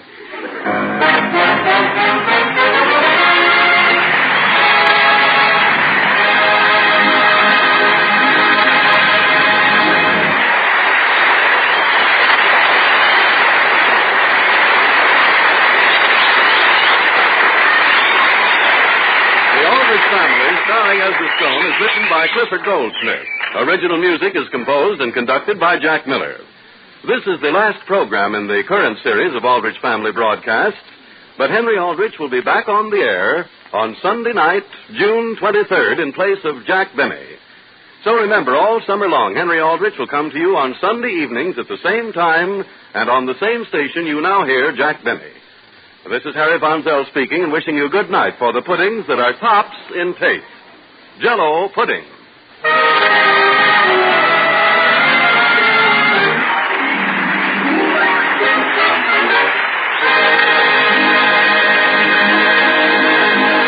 The Aldrich Family, based on characters originated by Clifford Goldsmith and starring Ezra Stone as Henry with Jackie Kelk as Homer. Henry Aldrich. Coming, Mother.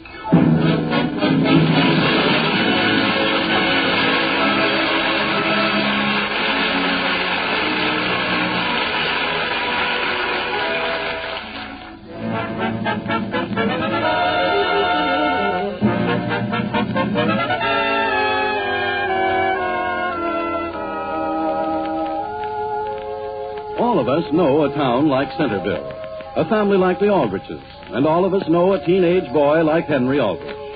Anything is likely to happen when Henry is around, and it usually does. As our scene opens tonight, we find Henry Aldrich in the dining room with his father and mother. Mother, will you have some more peas? No, thank you. You finished a few peas there are there. Oh, I wouldn't think of touching them.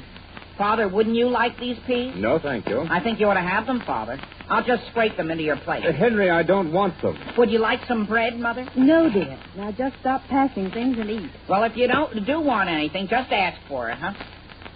Boy, did I see a swell movie this afternoon. I'm going out and get some butter. Sit still, Mother. I'll go out and get it. I'll get it. Give me the dish, Mother. My goodness, one would think you had nothing to do but run around waiting on all of us. Sam, will you please tell me what's gotten into Henry? I've no more idea than you. I offered him his allowance a few minutes ago, and he refused it. Well, something's wrong. After dinner, you'd better take his temperature. Here you are, Mother. Will you have some butter? No, thank you. Oh, go ahead and take a little, Mother. I have some. Here.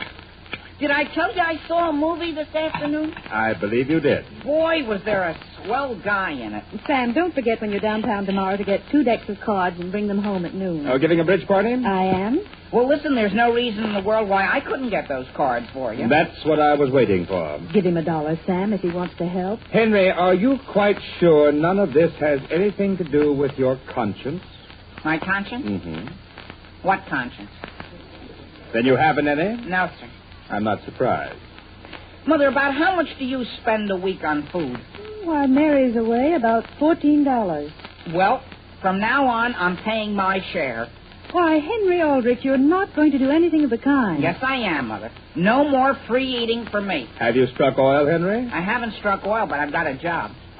How much do you think I ought to pay a week for my room? I've no idea. Well, supposing I was a stranger here and you didn't know me, and I came to the door and said, I want a room. How much would you charge me? Personally, I wouldn't even let you in. Well, why not? Not if your hands look the way they do right this minute. Well, gee whiz, I'll go right up and wash them. But before I go, let's settle on a price. Would $3 a week be too much? What kind of a job do you have? You'll learn soon enough. I begin tomorrow morning, and I'm going to give half of every cent I make to the Red Cross or something. Well, isn't that fine? That movie I saw this afternoon was called The Generous Gentleman. And boy, was it swell. The gentleman did kind things for everybody. Did he? And did people like him? Even when he became old, everybody liked him. And this swell-looking girl that never liked him before finally fell in love with him. Henry, eat your mashed potatoes. Yes, Father. From now on, I'm going to help my friends and do little things for strangers that are in trouble. And from now on, Mother, you'll never have to tell me more than once to do anything. Then for the last time, will you please go up and wash your hands? Yes, Mother, but first let me tell you how I'm going to help people.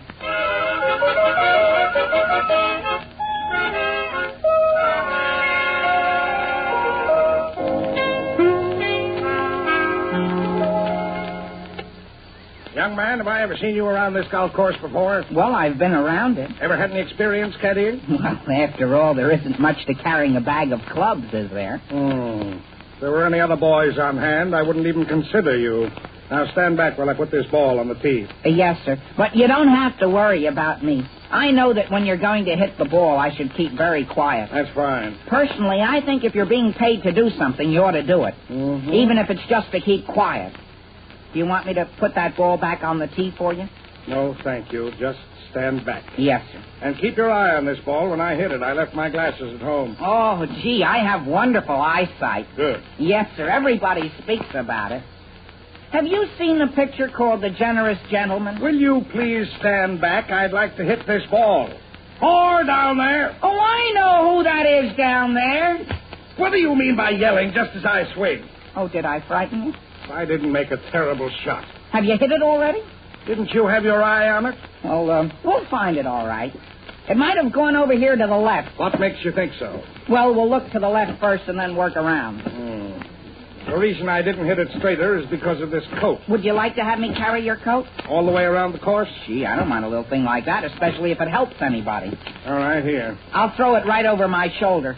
Oh, Herbert. Hiya, Henry. I thought that was you. Boy, there are a lot of balls out on this course. I picked up 4s just since I got here. Cabby, have you found my ball? Not yet, Mr. Eddie, but Herbert says this is a very good place to look for them.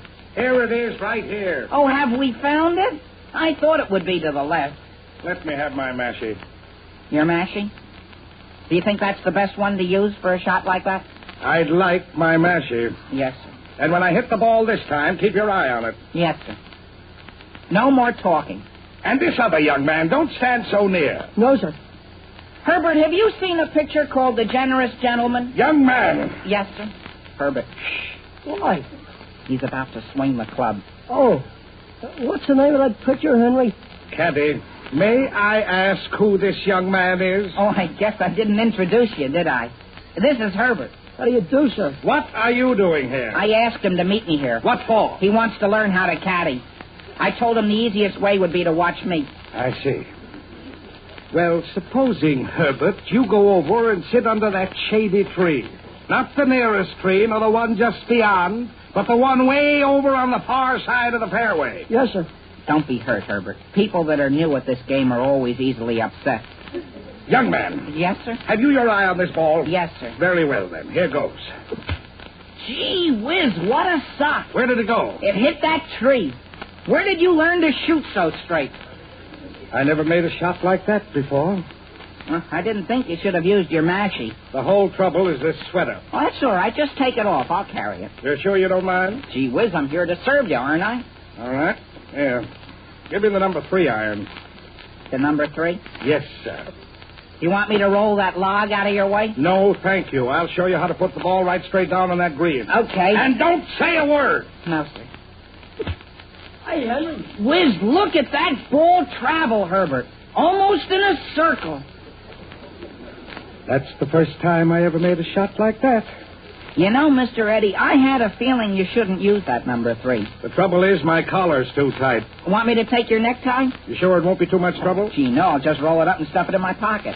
Did you see where the ball landed? Yes, sir. Do you see that clump of trees to the left? Uh-huh. And that house on the other side of the road? Yes. Well, it went right in the yard of the house just beyond. How did it do that? Well, I guess you just laid into it. All right. Give me another ball there. I'll hit it on down. You go over and get that other one and meet me at the green. Yes, sir. Here you are. I'll run all the way. And don't come back without that ball. Oh, you don't have to worry. I saw exactly where it went, I think.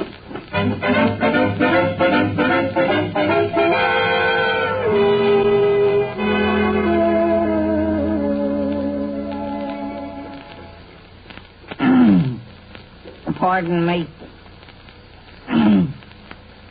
Pardon me.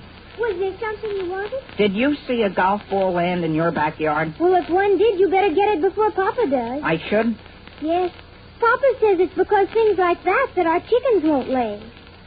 I wonder where that one of mine went. Well, I'd help you, only I'm having some trouble with this garden hose. What's the matter? Well, the spigot on the side of the house won't turn on. Well, gee whiz, let me give you a hand. Well, don't get all wet. Oh, don't worry about me. I can turn it. Have you seen The Generous Gentleman? The what? It's a swell picture I saw yesterday. In it, a guy went out in the rain as a favor to somebody. And guess what? He got soaking wet, too. He did? Yeah. Well, that's strange. Well, won't it turn off? You know, I think I can fix it. Say, isn't this your ball right here? So it is. Look, I think if I just slip the handle of this golf club into the spokes of the faucet, I can get a little leverage on it. Oh, my goodness, look at your shoes. Look, the club just fits in. Now. Oh, good gracious, look at what you've done to it. Imagine. I almost bent his number 3 iron double. Well, can you straighten it? I think I can. Fortunately, it's steel. There. Unless you held it right up to your eye, you'd hardly notice it had been bent. I'll try the faucet once more. Oh, now look at what you've done. Gee whiz, I broke it off. You don't have another faucet, do you? Oh, of course we don't. Do you have a telephone? No, we don't. Well, don't you have anything for an emergency like this? Well, I'll tell you what I'll do. I'll run over to the clubhouse and telephone for a plumber. But how about the basement? Oh, it's running right into it. I'll have someone here before you know it. Imagine this. What is it? I found $1 in my pocket. It's to get my mother some playing cards, but I can get them with the money I earned for caddying. Here, you take it. Well, what for? To pay for the faucet. Why should you pay for it? Well, I broke it, didn't I? Here, go ahead. You take it. Well, thank you. I'll take these clubs and this sweater and coat, and I'll run every step of the way. Well, hurry. Goodbye, and I'm very glad to have been a help to you.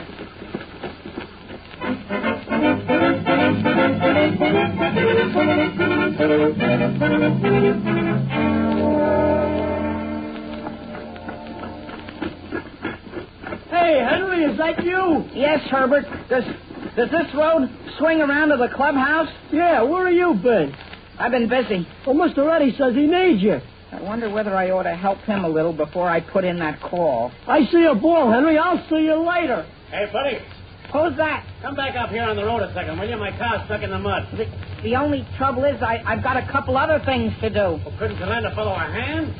You need some help? Yeah. Well, maybe I can assist you. Start your motor.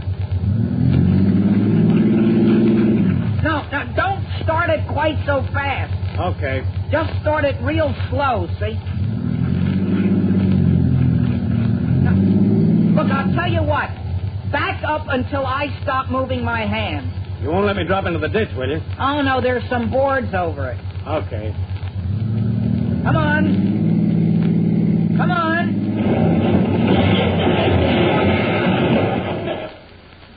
Oh, gee whiz. You ought to hear what I'm saying.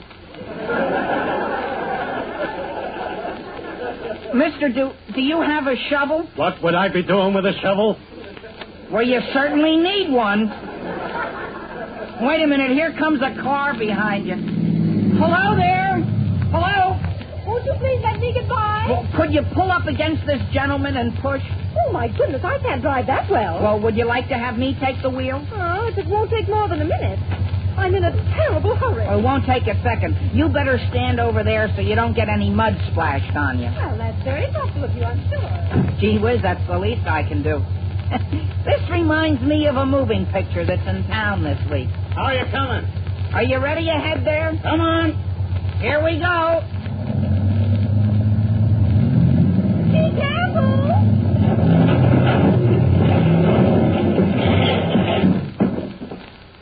Isn't that strange? How far in are you? Even deeper than you. And what am I to do? Well, I'll tell you, miss, I've got to go to the clubhouse and phone a plumber anyhow. I'd be very glad to put in a call for a tow car at the same time. And in the meantime, I'm due downtown at court. You are? And if I'm not there, I have to forfeit $25. Well, my father's a lawyer, and I'll phone him, too, and tell him to go down and fix things for you. Are you sure he can? Oh, gee, he's like me. He likes to do things for people. In the same way? Well, I'll beat it over and phone right away. Well, my name is Mrs. McGill. Yes, ma'am. And the charges of the talking back to an officer. Yes, ma'am. And if you get a chance to see that picture of the guy that was so nice to everyone, don't miss it. Henry, I thought you were going to see Mr. Reddy. Herbert, will you go over to the clubhouse for me? I can't, Henry. I'm finding so many balls. You are? Sure, I just sold 6 to Mr. Reddy. Well, where is he? You go right through those trees there into the underbrush. Okay. And then go straight through to the swamp. Okay. Tell him he's foolish to look in there, though. I've already cleaned that part out. Mr. Eddie! Oh, Mr. Eddie!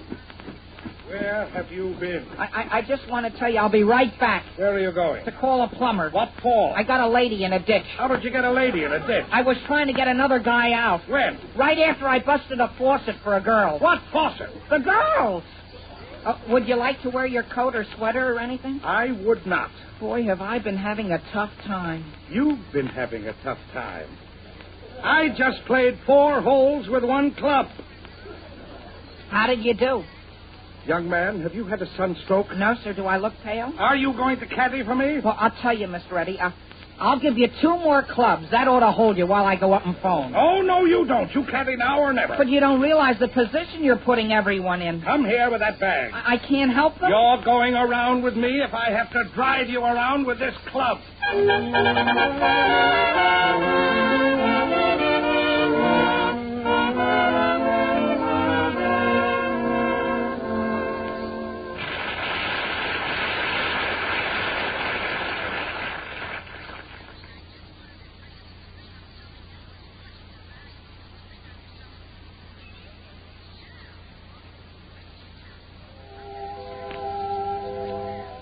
Now, getting back to the troubles of Henry Aldrich. Henry has decided to be kind and helpful to everyone he meets. So far, he's done very well. While caddying on the golf course for a Mr. Eddie, he's broken a water spigot and run 2 cars into a muddy ditch. Well, as the scene opens, Henry is speaking. Mr. Eddie. Mr. Eddie. As soon as you've knocked the ball over this water hazard, could I just run up and phone? Give me my number 3 iron. Your number 3 iron? Isn't that the one you used that took me away for so long? May I have it? Yes, Mr. Eddie. Then may I put in that call? Stand back, please. Yes. You know, if I hadn't left my glasses behind, I'd swear this club was crooked. You really think so? Henry! What, Herbert? Which way is he going to hit that ball? Over the water hazard, and you keep away from it. Come here, Herbert. 4. Boy, what a shot. That was his ball. That was ahead of his club. I never did a thing like that before. Gee, they certainly make clubs poorly nowadays. Give me my number 2 iron. Mr. Eddie, I really think you ought to let me pay for that number 3. What became of my ball? Herbert, put that ball back. I just wanted to see whether it was his. Whose did you think it would be? It's yours, all right. Herbert, could you step over here to one side a minute? What do you have? Now then, let's see what this iron does. Listen, Herbert, I want you to go to the clubhouse and put in 3 phone calls. If they won't let you, say it's for Mr. Eddie. 1 call is to a plumber to shut off some water. 1 is to a garage to...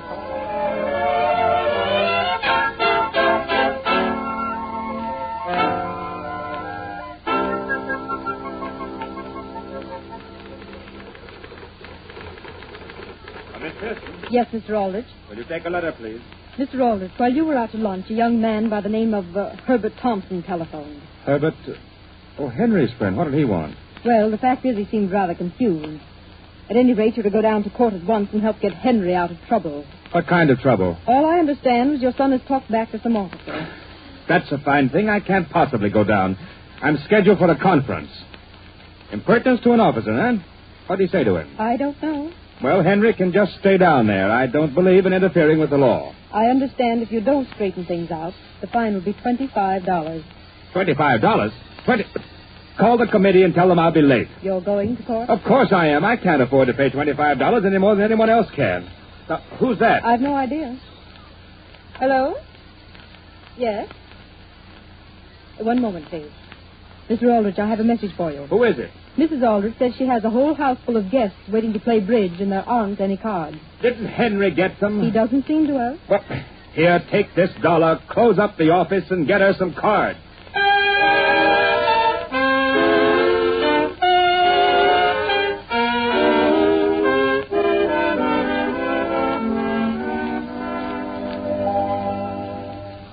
Excuse me, sir. What is it, young man? Have you seen Mr. Eddie around the clubhouse here? Oh, Mr. Eddie is still down in the locker room. Well, will you tell him I found his coat, but I'm sorry we mislaid his sweater. Yes, sir. One moment, young man. Oh, I found your coat, Mr. Eddie, but I think I ought to tell you. The fellow with the lawnmower ran over one of the sleeves. He did. Well, I'm not surprised. But, Mr. Eddie, all I was trying to do when I carried it was to help you. Yes. I was trying to serve you. Here's 50, 75, $1. Now, let's just forget that we ever even met. Well, frankly, I don't feel I should even take the money. Just take it and let's not say anything more about it. There's just one thing for which I suppose I ought to thank you. What's that? For 15 years, my wife has been trying to get me to give up golf. Today, I'm giving it up. Forever? Forever. Well, I'm certainly sorry. Let's not discuss it anymore. If we ever meet on the street, let's not even speak to each other. Yes, Mr. Eddie. Now then, do you think you can do one more thing for me and do it right? Oh, yes, sir. Anything you say. All right. Go around in front of the clubhouse and tell the boy to bring my car here. Yes, sir. But don't you go near the car. Don't you even touch the car. No, sir. And where will you be? Here? I will be right over here at the desk, talking to Mr. Bloodhouse. Yes, sir. Did you want me, Mr. Eddie? I do. Something gone wrong, Mr. Eddie? Wrong? Wrong? I just want to tell you what I think of the way your entire club is run. Did something in particular go wrong? I hire a caddy to look for my golf balls, and I spend my whole day looking for my caddy. Well, do you know what my score was? 185. Well, I usually do it in 120. And then to add insult to injury, I come into the locker room looking forward to a shower. Oh, just a minute, Mr. Eddie. That's something I want to tell you. Don't interrupt me. I get under the shower, and in the midst of my bath, the water is shut off. Completely shut off. Well, that's what I want to explain. It's something over which we had no control. Through some misdirection, a plumber came here, and unknown to us, shut off all the water in the clubhouse. Why? Well, all we know is some young man called in. That is no excuse. The fact still remains that underneath my clothes, right this minute, I am covered with soap suds. Well, I'm very sorry. Sorry? Did you ever walk around with suds on you? Oh, no, sir. Try it sometime. Mr. Eddie, I have some rather disconcerting news for you. Now, what happened? Was yours a black roadster? What has happened to it? Nothing except that the fella out in front says that sometime this afternoon, a man from a garage came and towed it away. Towed it? Who told him to do that? He didn't know. He just said somebody had phoned for him to come and get it.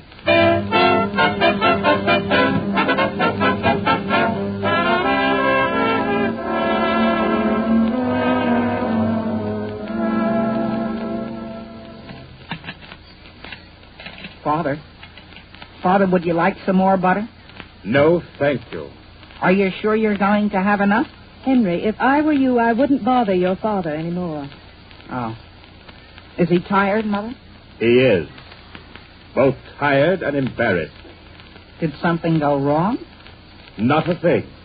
All I did was miss a yearly business meeting in order to bail my son out of jail for talking back to an officer who didn't know anything about it.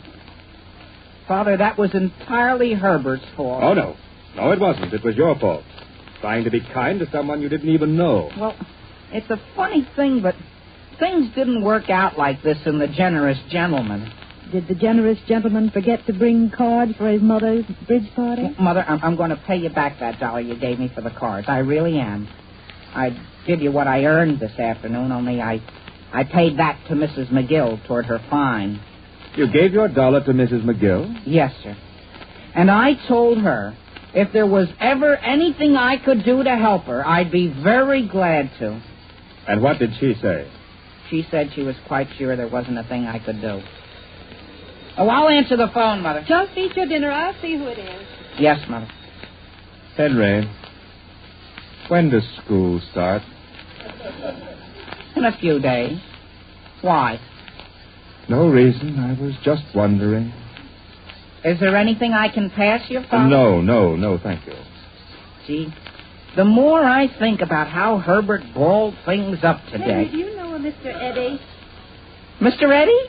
Yeah, in a way. Why? He just phoned. For me? Does he want me to caddy for him tomorrow? He wants to know whether you have his necktie. Oh, gee whiz, I've got it in my pocket. I'll take it to him tomorrow. He said you're not to take it to him. You're to mail it to him.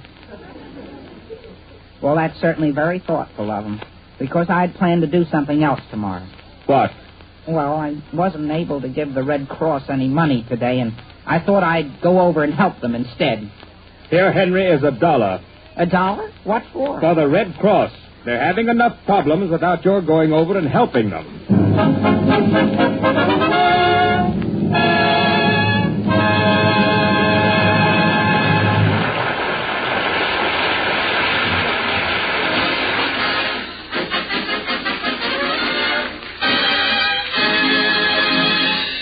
Listen again next week, same time, same station, for another sparkling half hour with your favorite youngster, his family, and his pals. The Aldrich Family, starring Ezra Stone, is written by Clifford Goldsmith.